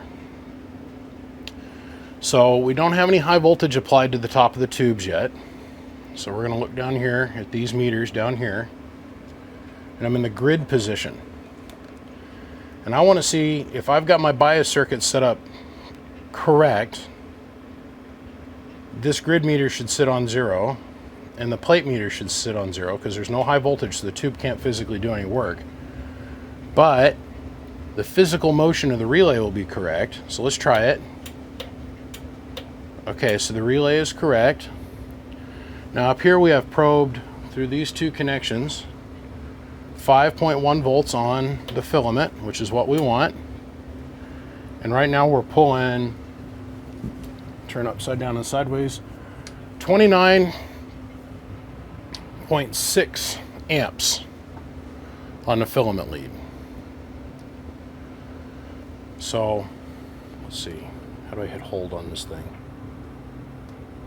It's hold? No, hold's over here on the side. There we go. Okay. So we're pulling many amps. So now according to the data sheet, each tube should pull 14.4 amps. We're within an amp. Remember, 2 tubes, so you're going to take that 14.4. Yeah, 14.2, so it'd be 28.4. We're within an amp. We're well within voltage rating. So it tells us that our tubes are good, but it also verifies that the filament transformer and the filament supply is good. So now what we do is we take the positive lead off and we're going to click it to the case. And we're going to go over here and we're going to switch to DC. I step on the pedal. Now remember, have AC and DC on the same circuit and we're separating them with a capacitor, right? So we're going to grab the case ground, which will be negative, one of the filament leads, it doesn't matter which one, and we're going to look. The tube is at full cutoff, 126 volts, which is full cutoff for the 3500Z. And when we step on the pedal, that should come up to about 4 volts. 4 to 5 volts is where you want to be. So what I mean by cutoff is the bias. The only way you're able to snatch up the cathode side of the tube, because remember the top side, the hot side, is the anode, and the bottom side is cathode. The only way you can have access to that is through the center tap of the filament transformer itself. So there is, right now, 126 volts present on that tube, so the tube can't do anything. Tube's completely shut off and in standby. We step on the pedal, it changes its voltage, its reference voltage, to 4 volts. And then, once again, we want to verify that nothing is happening up here. We don't want this needle to move at all. And in the grid position, we don't want this needle to move at all. And when we clip over to the high voltage setting, which is here, we're seeing about 2500 volts on low. We have no sag whatsoever. So that means there's no parasitic drain on the high voltage, even though there shouldn't be, since the tubes aren't attached. But this makes me happy. Filament checks out, filament amp draw checks out, bias checks out, bias flop checks out, cutoff checks out. Oh, I'm getting excited. Also, this voltage is determinant by this board over here. So this tells me I got this board and the voltage running the relay and the relay itself wired correctly. Ha! Touchdown. All right, let's flip it over and let's put some high voltage on the tubes and let's watch what happens. That is a hell of a thunderstorm we're having right now. Let's see here. Are we recording? We are recording. All right. This is part 45-53. 45-53. Now, I miss the pre-plastic package days. These are in a nice wax piece of paper. Perforated edges. It takes me back to a different time in my life. And in here is the pre-assembled parasitic suppressor choke. And Since I said suppressor in this video, I'll probably get demonetized somewhere in the future. Not today. It's getting ridiculous, you guys. The censorship's getting ridiculous. Got another huge email from YouTube today to where they're going to take away our right to be able to control how many ads are on the videos. So man, I've tried. I've held the monsters off at the gate by only letting them have one video in the beginning and one at the end. Then all of a sudden, bam, like I did a 30-minute video one time, I had 6 ads in it. I'm like, wait a minute, what the hell? I had to go in and learn how to change that so that now they're forcing us to have one ad in the middle of the video. And pretty soon they're going to change it to where they've got a ton of ads. And the thing is, what's really screwed up is they're not paying us that are monetized anymore. It's greed. Gordon Gekko said it best in the 80s. Greed is good, according to them. Okay.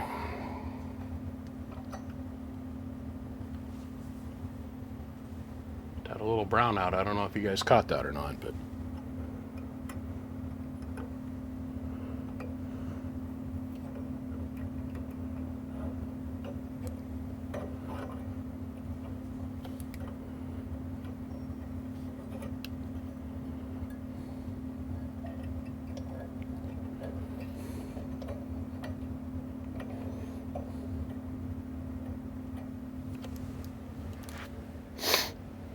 set these out just a little bit further. There we go.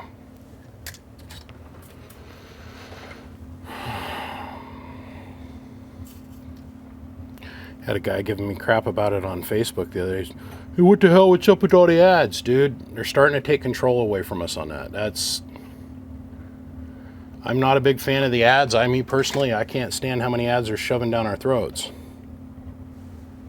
But in the same breath, I don't own the platform, so there's some rules that you can manipulate and then others that you can't break. It's like the Matrix. Okay, I want this to sit just like that.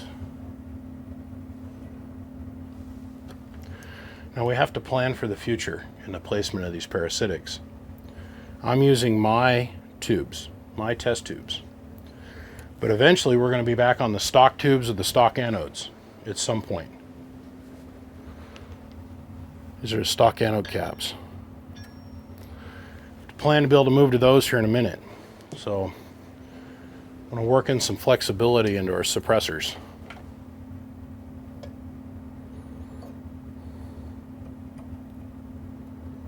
Our parasitic harmonic suppressors.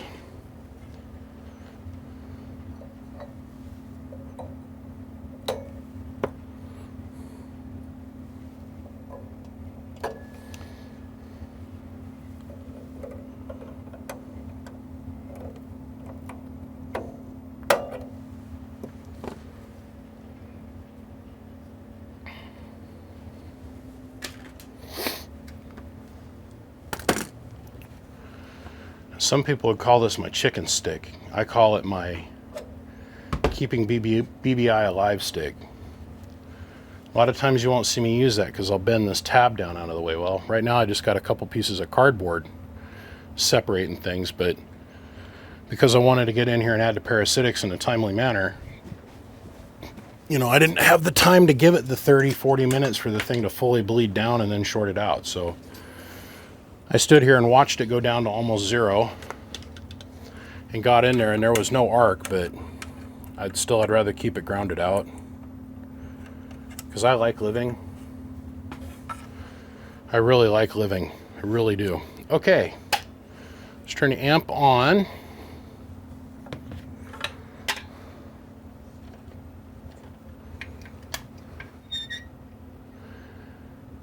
Now we use our Variac again because as we're coming up in voltage. Nope, I don't like this. So we'll wait.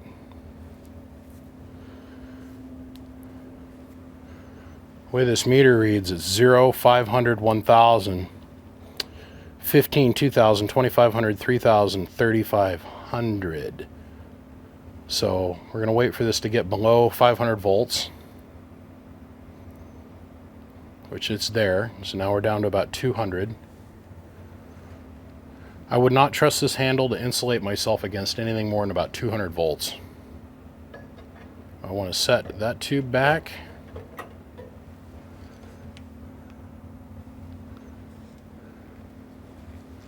Let's get on down to 0. Come on.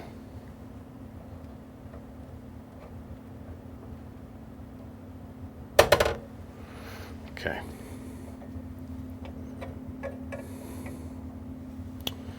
Somebody's soldering job wasn't as best as they thought it would be. Oh well. I can see it now. Watch, BBI failed to solder a pin. Maybe 3,000 posts about it. Okay. That's good. That's good.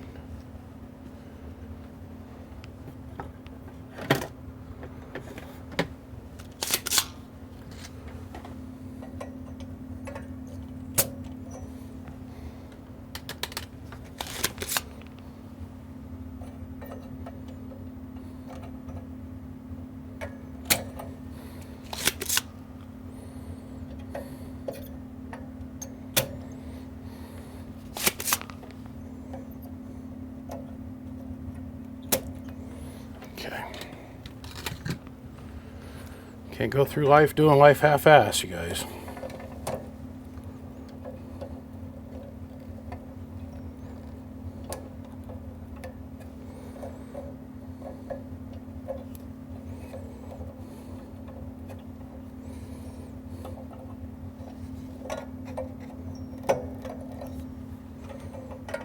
Ooh, the anode caps are warm. Okay.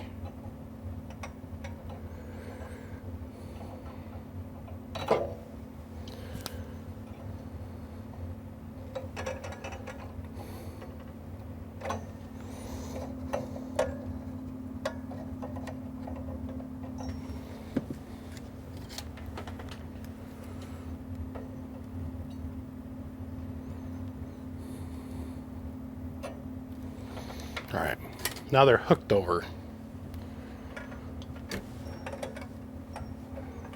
Okay.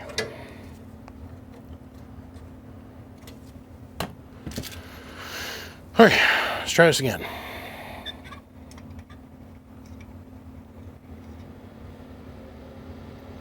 Like I was saying, the reason I want to use a variac is because I'm loading the tubes for the very first time, and I'm introducing high voltage onto a part of the circuit that has never been tested before.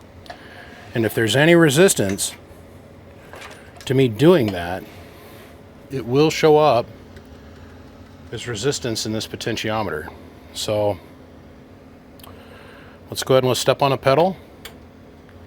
We just won. That right there told me everything I needed to know. Let me show you what I'm looking at. Okay, so this is what we call zero signal in the business. And every time I say this to somebody, well, what's it doing at zero signal? Well, when I put dead key in it, and they, no, zero signal. No coax attached, no power going in. What is your meters doing at zero signal?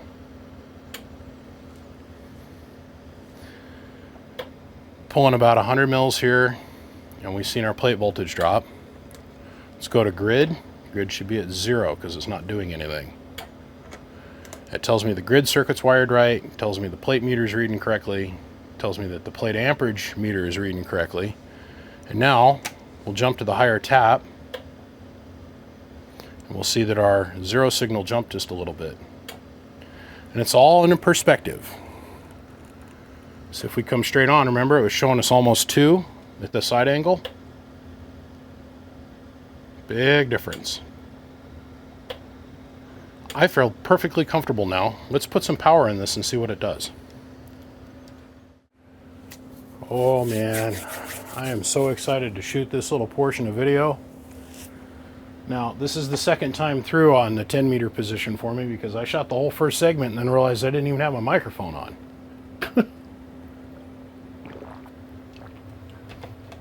We're going to pretend like I've never done this before. Okay.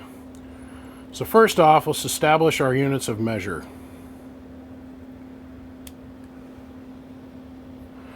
Got a 1,000-watt slug in 2X at the moment. So we'll start out with 1X. I'm not doing that anymore. I'm not reaching around like that. I'm going to come in this way. Reason I got the amps orientated like that. Okay, so I got 1,000-watt slug. Focus, you freaking, there you go. 1,000 in average, and a 100-watt slug reading forward. And that's to help, come on guys. I've had that 5-watt slug in reverse now for the better part of a decade, and we've never seen it go over 1. And that was on when I was on the smaller dummy load. Now that I'm on the 50 kW peak dummy load, it never moves. Okay, so I got the 100-watt slug in forward to show us dead key power from the radio. So the radio that we're working with today is the derail Striker 955 in the actual 10-meter position, believe it or not in the chicken band. So let me get the mic cable out of the way. Then we're going to translate over to the ICOM 7300. So we're in the 10-meter band itself, and then we're going to use this 5-watt slug in reverse up here. But first, let's swing all the way down here. Let's back this out a little bit. I wanted to show you where the knobs are indexed. Now, like I said in a previous segment, we index everything at 80 and work in reverse. Well, we indexed everything at 80. Like I said, I shot this whole sequence of events already, one time round. With no microphone. Isn't this cute? That little flashy shiny thing trying to protect your guys' paint's driven me crazy, thinking that I'd had a short or something. We are in a 10-meter position. This one is indexed at 8, and this is dead on the nuts at 10. So I show that to you all just in case somebody that actually buys this runs it. I highly doubt this is going to be one of them boxes that somebody's going to actually buy. I honestly feel that somebody's going to buy this and sit it on the shelf and then just have it as a show trophy. But hey, you never know. Some guy might want to hook it up and run it. So let's show you base power. Let me zoom in a little bit more. Now let's pan over just a hair more. Okay. Here's the radio at carrier. Hello, audio. Hello, audio. Now we're going to look at this meter for our first reference. Hello, audio. 20 watts worth of drive. Hello, audio. Right at about 100. Right at about 100 on the peak side.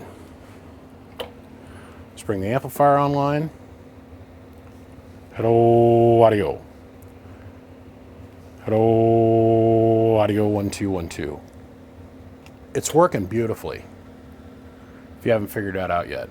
With 100 watts of drive, we should see roughly between 11 to 13, depending on how strong the tubes are, 12 to 1300 watts. Now these are my bench sloppy whores. They've been in a lot of different amplifiers, and they might not be completely pristine.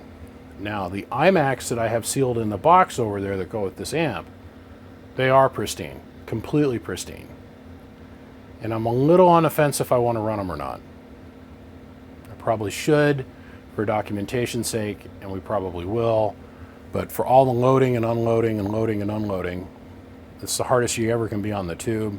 We're going to run it through on my sloppy Chinese tubes. Then we'll cool them down, we'll throw them back in a rack, and then we'll come back and put the iMacs on it. So, hello, audio. With just about, let's see, we're reading that bottom scale over here. So 10, 20, no, full deflection's 100 watts. So 1, 2, 3, 4, that'd be 10. So 2, 4, 6, about 5.5 watts of carrier going in. Gets us 80 out. Hello, banging it in the corner. Let's go ahead and turn this up. Hello, audio 12. Hello, audio 12. 1300 dead on the money. Now, I have the bird variable on this radio turned all the way down. Hello, I've seen about 200 bird. We turn this knob up on this derail special radio, which has got variable bird power on it. Hello, Hello. Seeing the same amount of peak watts, but now we're seeing double the bird watts. And it is perfectly, perfectly clean.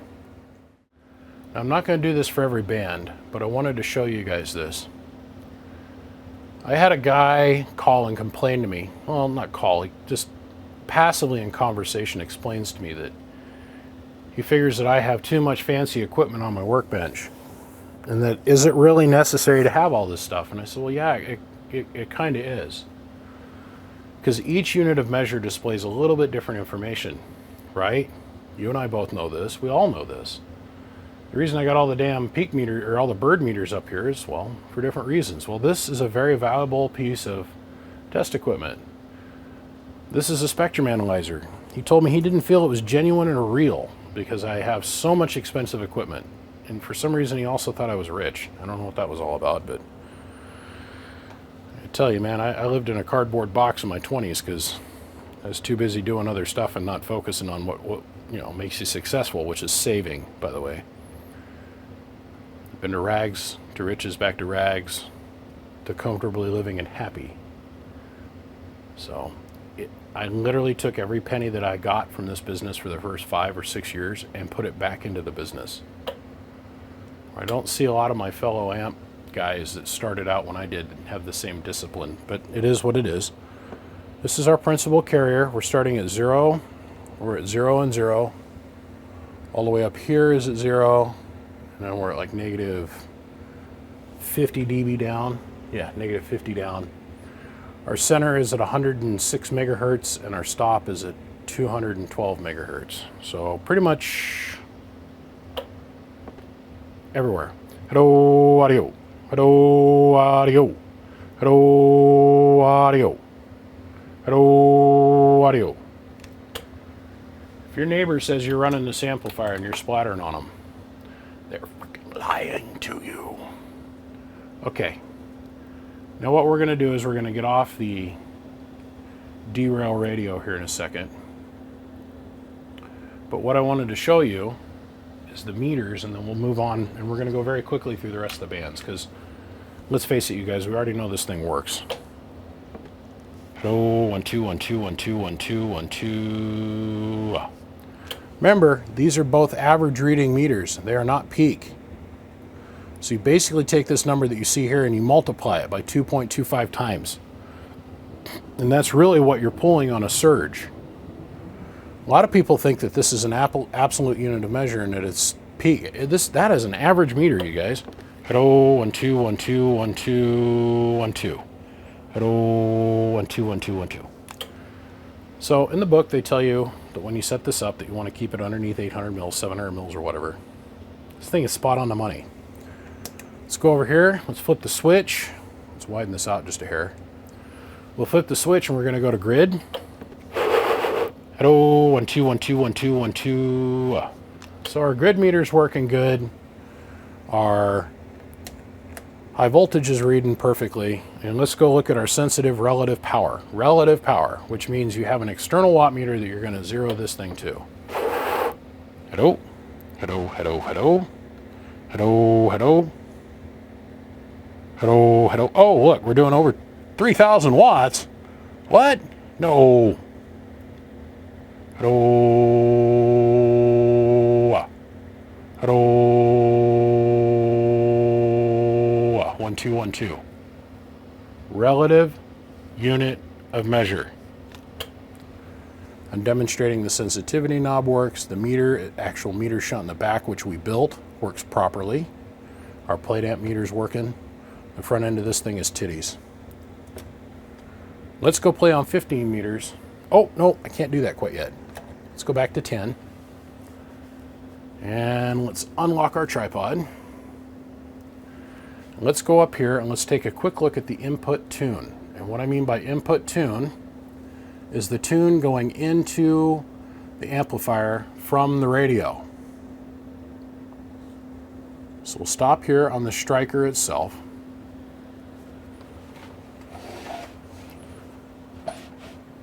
I'm not gonna lie, the stock setup, I was getting 3.5 watts of input reflect and I didn't quite care for it, so I went ahead and I adjusted it just a hair. Hello, 1 2 1 2. Hello, 1 2 1 2 1 2. Hello, 1 2 1 2 1 2 1 2 1 2. 3/4 of a watt. This radio is happy as could be. Hello, 1 2 1 2 1 2. Hello, 1 2 1 2 1 2. Hello, 1 2 1 2 1 2. Hello, audio.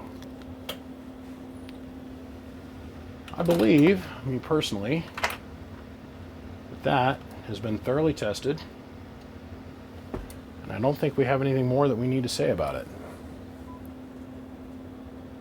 Let's go ahead, document where the knob positions are at.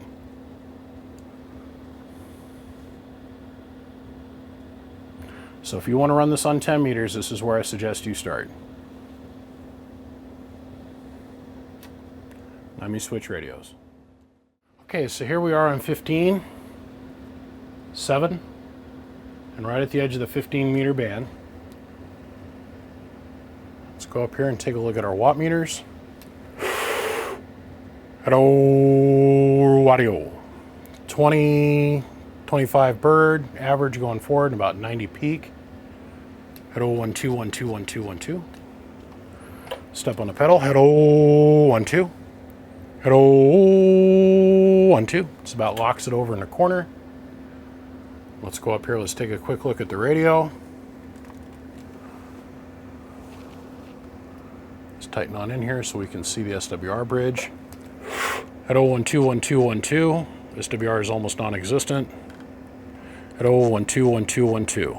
Once again, SWR almost non-existent. 15, working good. 20, here we go. Okay, so here we are in 20, 6, and right, pointed dead nuts on the 2-0. And let's go ahead and show you drive.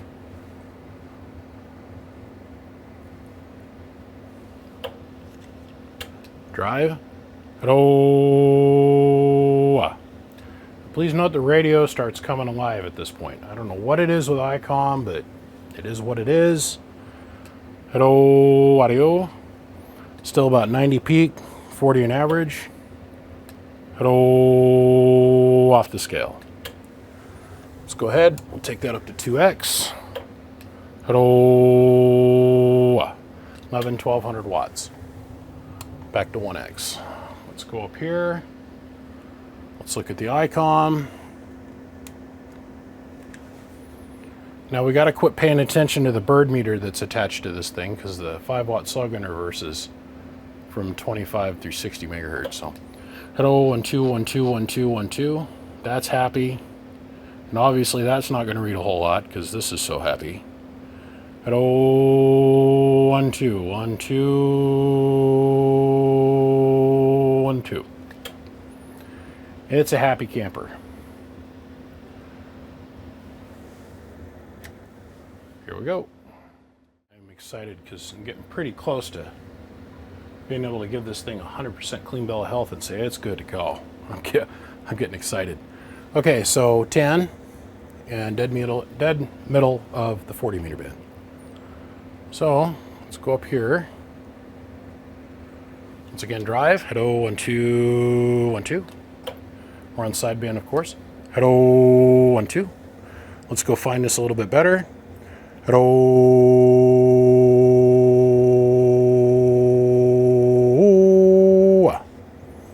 Hello.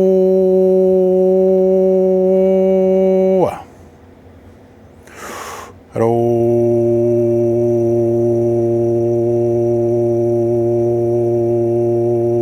Off the chart.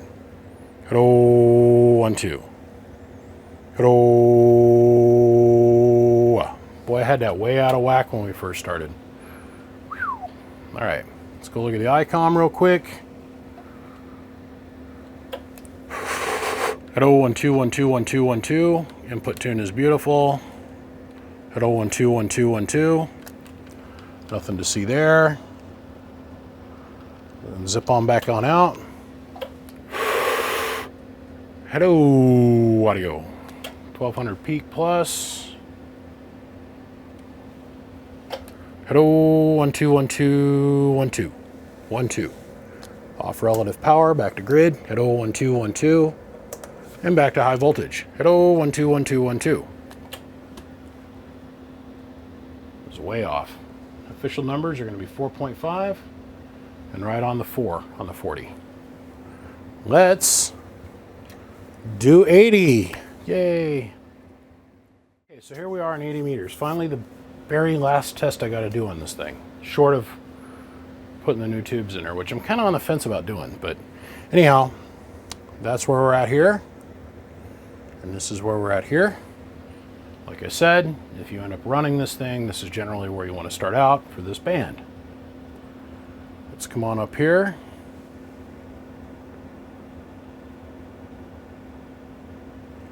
Let's take a look for what we got going on. Here's drive. Hello, 1 2 1 2. Hello.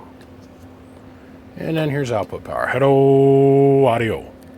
Hello, got down. 1 2 1 2 1 2 1 2. Let's pan on up here. Let's take a quick look at the ICOM for 80 meters. Hello, 1 2 1 2 1 2 1 2 1 2 1 2 1 2 1 2 1 2 audio. Beautiful. Pretty proud of myself. Gotta admit. When you think about it, this is no small feat to start out with this being a complete flat thing of parts. And I turned it into a complete, finished, and running, 100% tested Sb-220 with everything on it working. I mean, and I did it in what, 6 days? 6 days? Plus filming it for all of you guys. I'm still looking for a high pot tester, gentlemen. I really hope there's somebody out there that's willing to part with their high pot tester. I want an American-made high pot tester. Something with meters on it, not digital, analog meters with knobs. American-made is my goal. Okay, let's hop off of this. I want to run back over to the 10 meter position. 10, about 10, that's where we'll start. And, okay, let's get the new tubes out. Before we go any further, I want to show you this. This is like mind-numbing to me. That is all the parts that are left over that I have to install.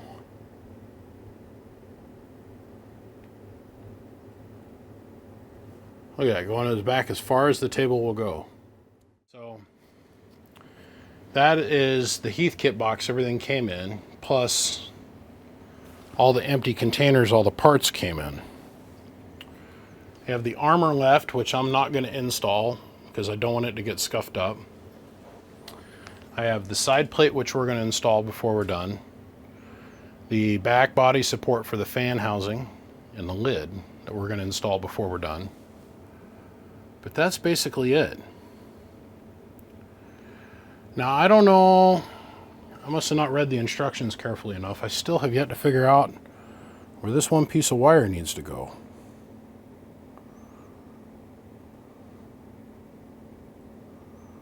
But I can live with myself on that. Our sandpaper, our warranty paperwork, our full-up schematic, the instruction booklet, which even's got little scribbly marks on it from me.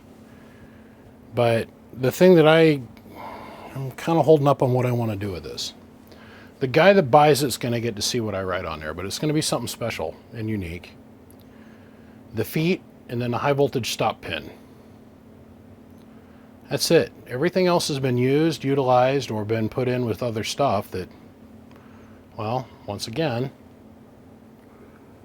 it's all over in this piece of cardboard. So, I don't know. This has been a very, I'm not going to lie, it's been a very honor to be able to do this. It's been a big deal to me to be able to pull this off. And this is literally a giant check mark on the bucket list of things I thought that, oh man, someday, pie in the sky, this would be so cool to be able to do. And here I've done it. blows my mind. Blows my mind. So let's take a quiet moment and let's build our anode caps together. This is basically the last thing I've got to build, actually build. This is a 632 thread.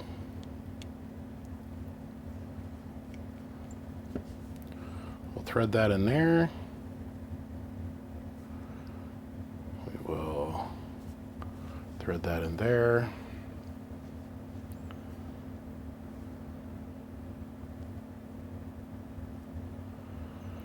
I wish I would have had more time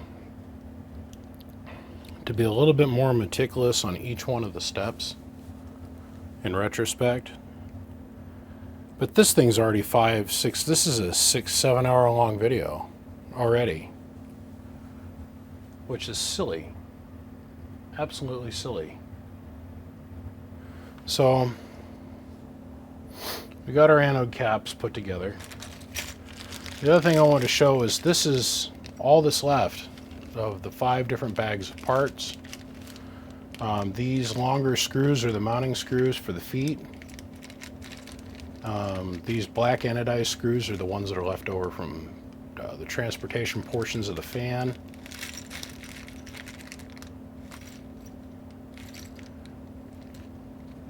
No parts left out. Nothing came out of my own pile, so we'll send these along with the amp. But sitting over here in a quiet little pile all by itself, just kind of hanging out, it's been over here for the last couple segments, are the last pieces to hold the faceplate on front. These are all the, I'm telling you, I thought I'd experienced a lot of fun things in my life, but these little cocksuckers, if I never ever have to deal with this again, I'll be perfectly happy. Using a self-tapping screw that's a flat blade on something you desperately don't want to scratch. And that's what holds the lid on. That's just going to hold the side panel on, the back support on, is those little self-tapper flat blades. Fun! Let's see, what else do I got to apply to this? Oh yeah, one more screw for that side over there. Put one more screw and nut and star washer for back over here in the corner. That's it.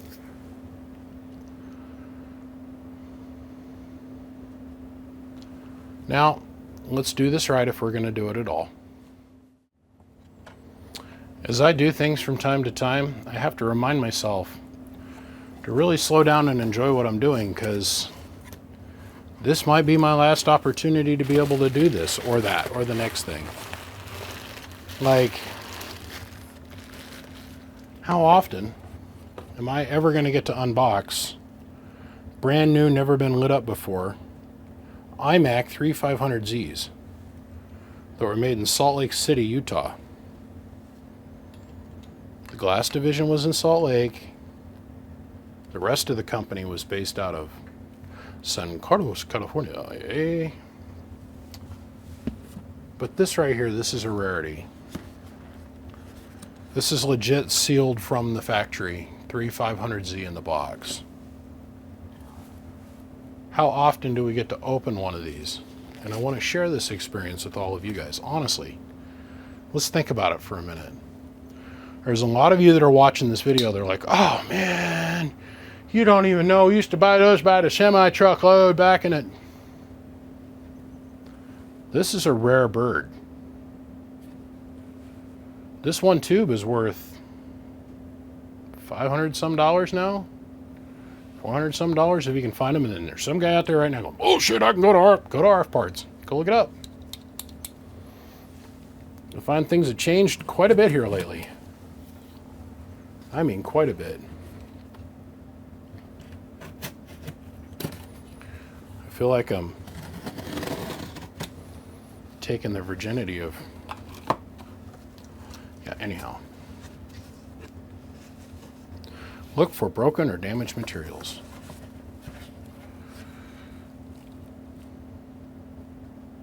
No responsibility for materials contained in this package. Broken or damaged and da-da-da-da-da-da. Materials are on by the factory.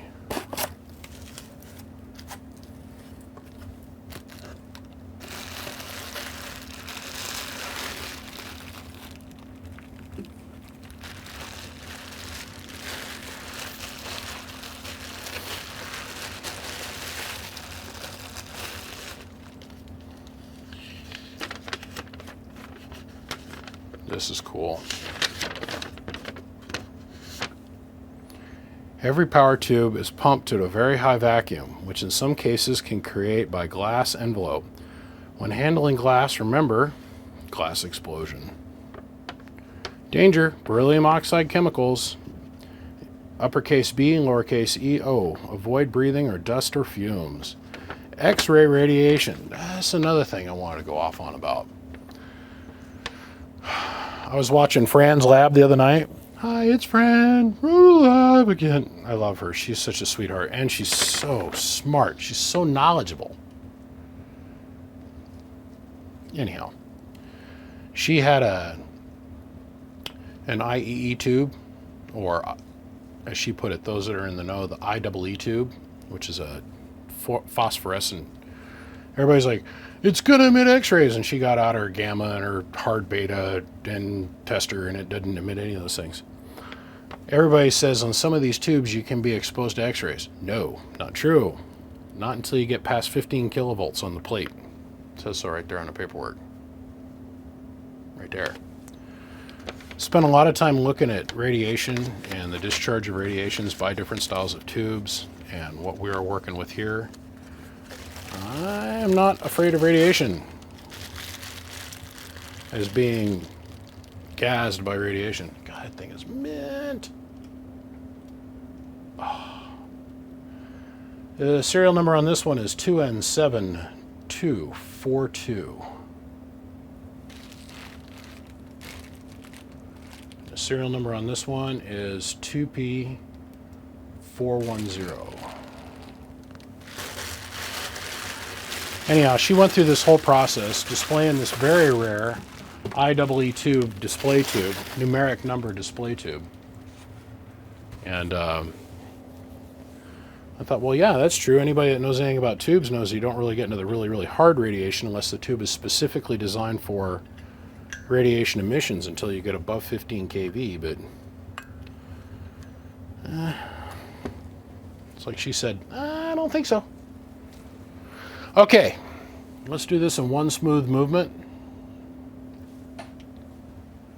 We are going to take tube number 2N7242, which is the iMac tube out of the iMac box. Well, they're both iMac tubes out of the iMac box. I'm going to slide it in the right socket.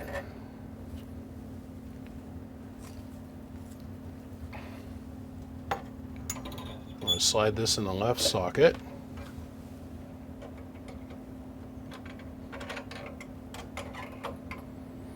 Now, we don't know what the state of these tubes are. We don't know. You don't know. So we're going to do the thing called the air bottle test, which I've talked about and talked about and talked about. And people think I'm crazy, but it's true. Let's make it a little bit darker in here, you guys.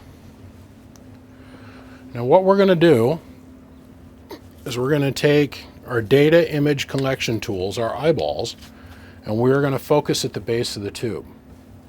If the tube has lost its vacuum, it will start to smoke on the inside as the filament decides it's going to turn itself into, well, smoke particles as it burns up. You don't ever want to apply a brand new tube, throw it in your cabinet.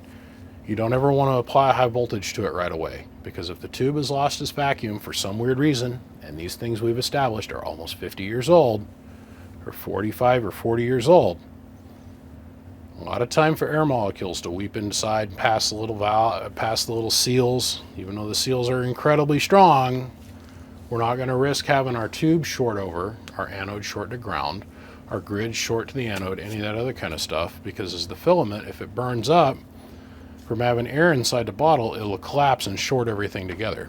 So our air bottle test is with the high voltage leads off.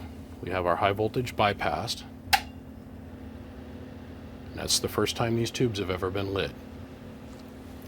Now we're just going to sit here and we're going to watch this for a couple seconds. If it had a leak in either one of these tubes, it would already be smoking. The whole bottle, the whole tube fills up with smoke. A white, grayish, acrid smoke. Okay, so here we are about 10-15 minutes later. let's go ahead and let's shut this down. We're going to let everything cool off. Let the tube go through its natural heating process. Now, I used to tell people, just turn it on, turn it right off again. That's only if the tube is new-ish. What we're wanting to have happen is the tube, we've just kind of annealed the tube if you think about it. We turned it on, it got hot, everything expanded. I don't want to go and rush and cool that down. We're going to give it probably another 15-20 minutes, let the tube slowly come back down to natural air temperature. And then we'll go ahead and we'll hook up our high voltage leads, and then let's play with it a little bit. Well, let's see how well they work. Hello, audio.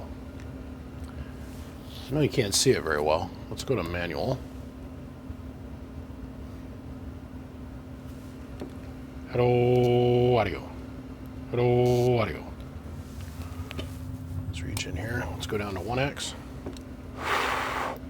Audio, 90 whole watts of drive. Ooh, hello, come in, audio. Okay.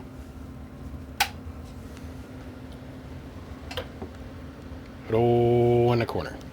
Hello in the corner. 4,000 watts. Pretty easy. 2x. 1300. No doubt about it. Hello, 1 2 1 2 1 2 1 2. Hello, 1 2. Turn this carrier up a little bit. Hello, 1 2 1 2 1 2 1 2 1 2 1 2. I'm pretty satisfied, you guys. We've proved that the new tubes are perfect, and they're mint, and they are new, and they're exactly what they claim to be. So now to let everything cool off again, and I think it might be time for us to finish this puppy out and be done with it. What do I mean by that? Well, I got to put the side plate on, joy, and I got to do the top plate. Yeah, and then I'm done. I'm actually going to be done. Some kind of weird miracle, I know. But let's do it. Yada-dum.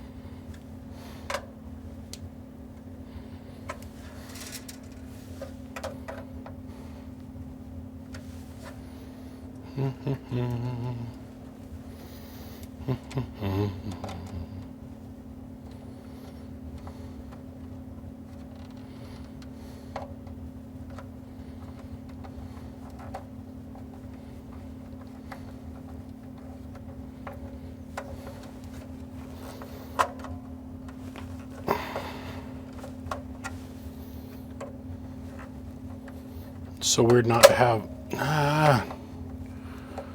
it's so weird not to have these all stripped out and boogered up, each one of these holes, because usually by the time I see them, they're like a discarded dumpster kid, you know, like they've been used and abused thoroughly. Come on, go, there we go. Get one more rotation out of that. Stop. There we go. You know, you don't have to murder the hell out of the screw, right? You can just take it down till it's kind of snug. You don't have to take it so stinking tight that it strips, right?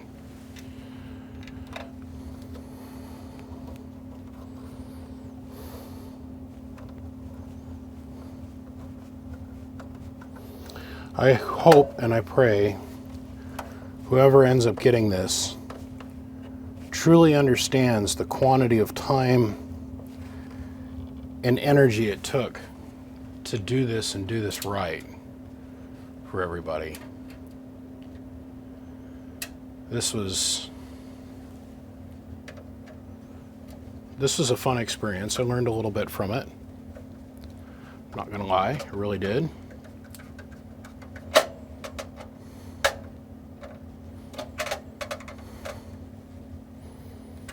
But this is one of these things I've always wanted to do, and now I've had the pleasure of getting it done.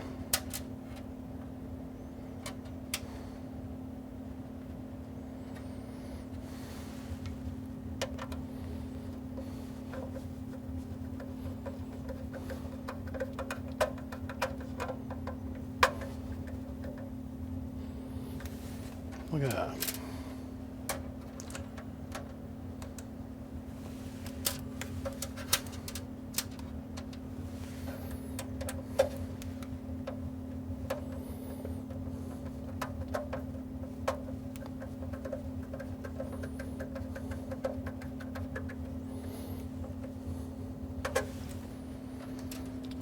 The safety interlock pin has been installed. I can't think of a single thing that's left.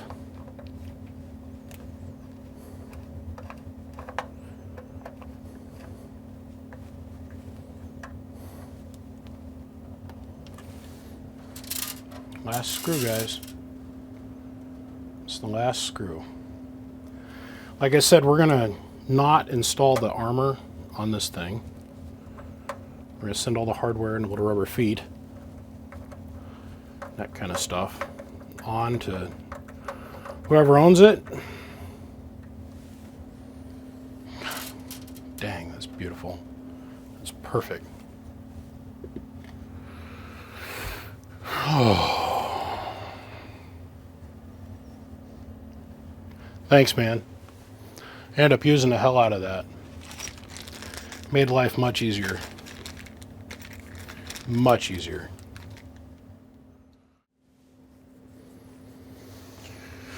Well, here we are at the end of this tail, guys. We're done and done and done and done.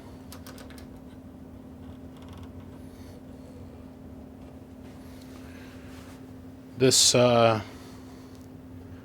have never happened without everybody's support. There's no way I would have ever been able to find one of these kits on my own. Truly grateful. Truly grateful to my partner in crime, my silent partner in crime that helped me get all this put together, especially for the faceplate and for the tag. And all the aftermarket part, well, not aftermarket, but from company market parts. Band switch, rear wafer board, tank coil. This is an absolute complete Sb-220, without a shadow of a doubt, complete Sb-220. And I'm pretty sure we're going to let this go to the highest bidder. We're going to start the bidding at $3,000. You can text me. The bidding is going to run through, we'll say 10 o'clock tomorrow night Mountain Standard Time. So whoever's the highest bidder by 10 o'clock tomorrow night gets it. Plus the shipping, of course. It's got to put that out there in front. This is the most complete, most mint Sb-220. I can bet that's probably been built in the last 10 years. Short of the one that was anodized all black. And that thing had been heavily modified, and it was a beautiful, beautiful design. So guys, the bidding starts now. Let me know. I'll be here. Big shout out to Siglant. Big shout out to Excess Power. Big shout out to Berg Coaxial Dynamics. A giant thanks to my giant partner in crime on this, Harbach Electronics. Big thanks to Harbach. I can't say enough about the guy. Jeff was willing to do any and everything he could to help make this happen. Stand-up gentleman, patient guy, sent me all the parts I asked for over a year ago, and has been sitting here waiting for this video to happen. So big thanks to Jeff. And a giant thanks to all of you guys that have been showing support by watching, giving a thumbs up. And I pray somebody out there wants to let go of a high pot tester for me. So I appreciate you guys. Now I'm going to go take some Tylenol for my hands. They're a little cramped after this whole process. And I'm going to sit down and I'm going to edit this video. Text me. Call me. The bidding starts now.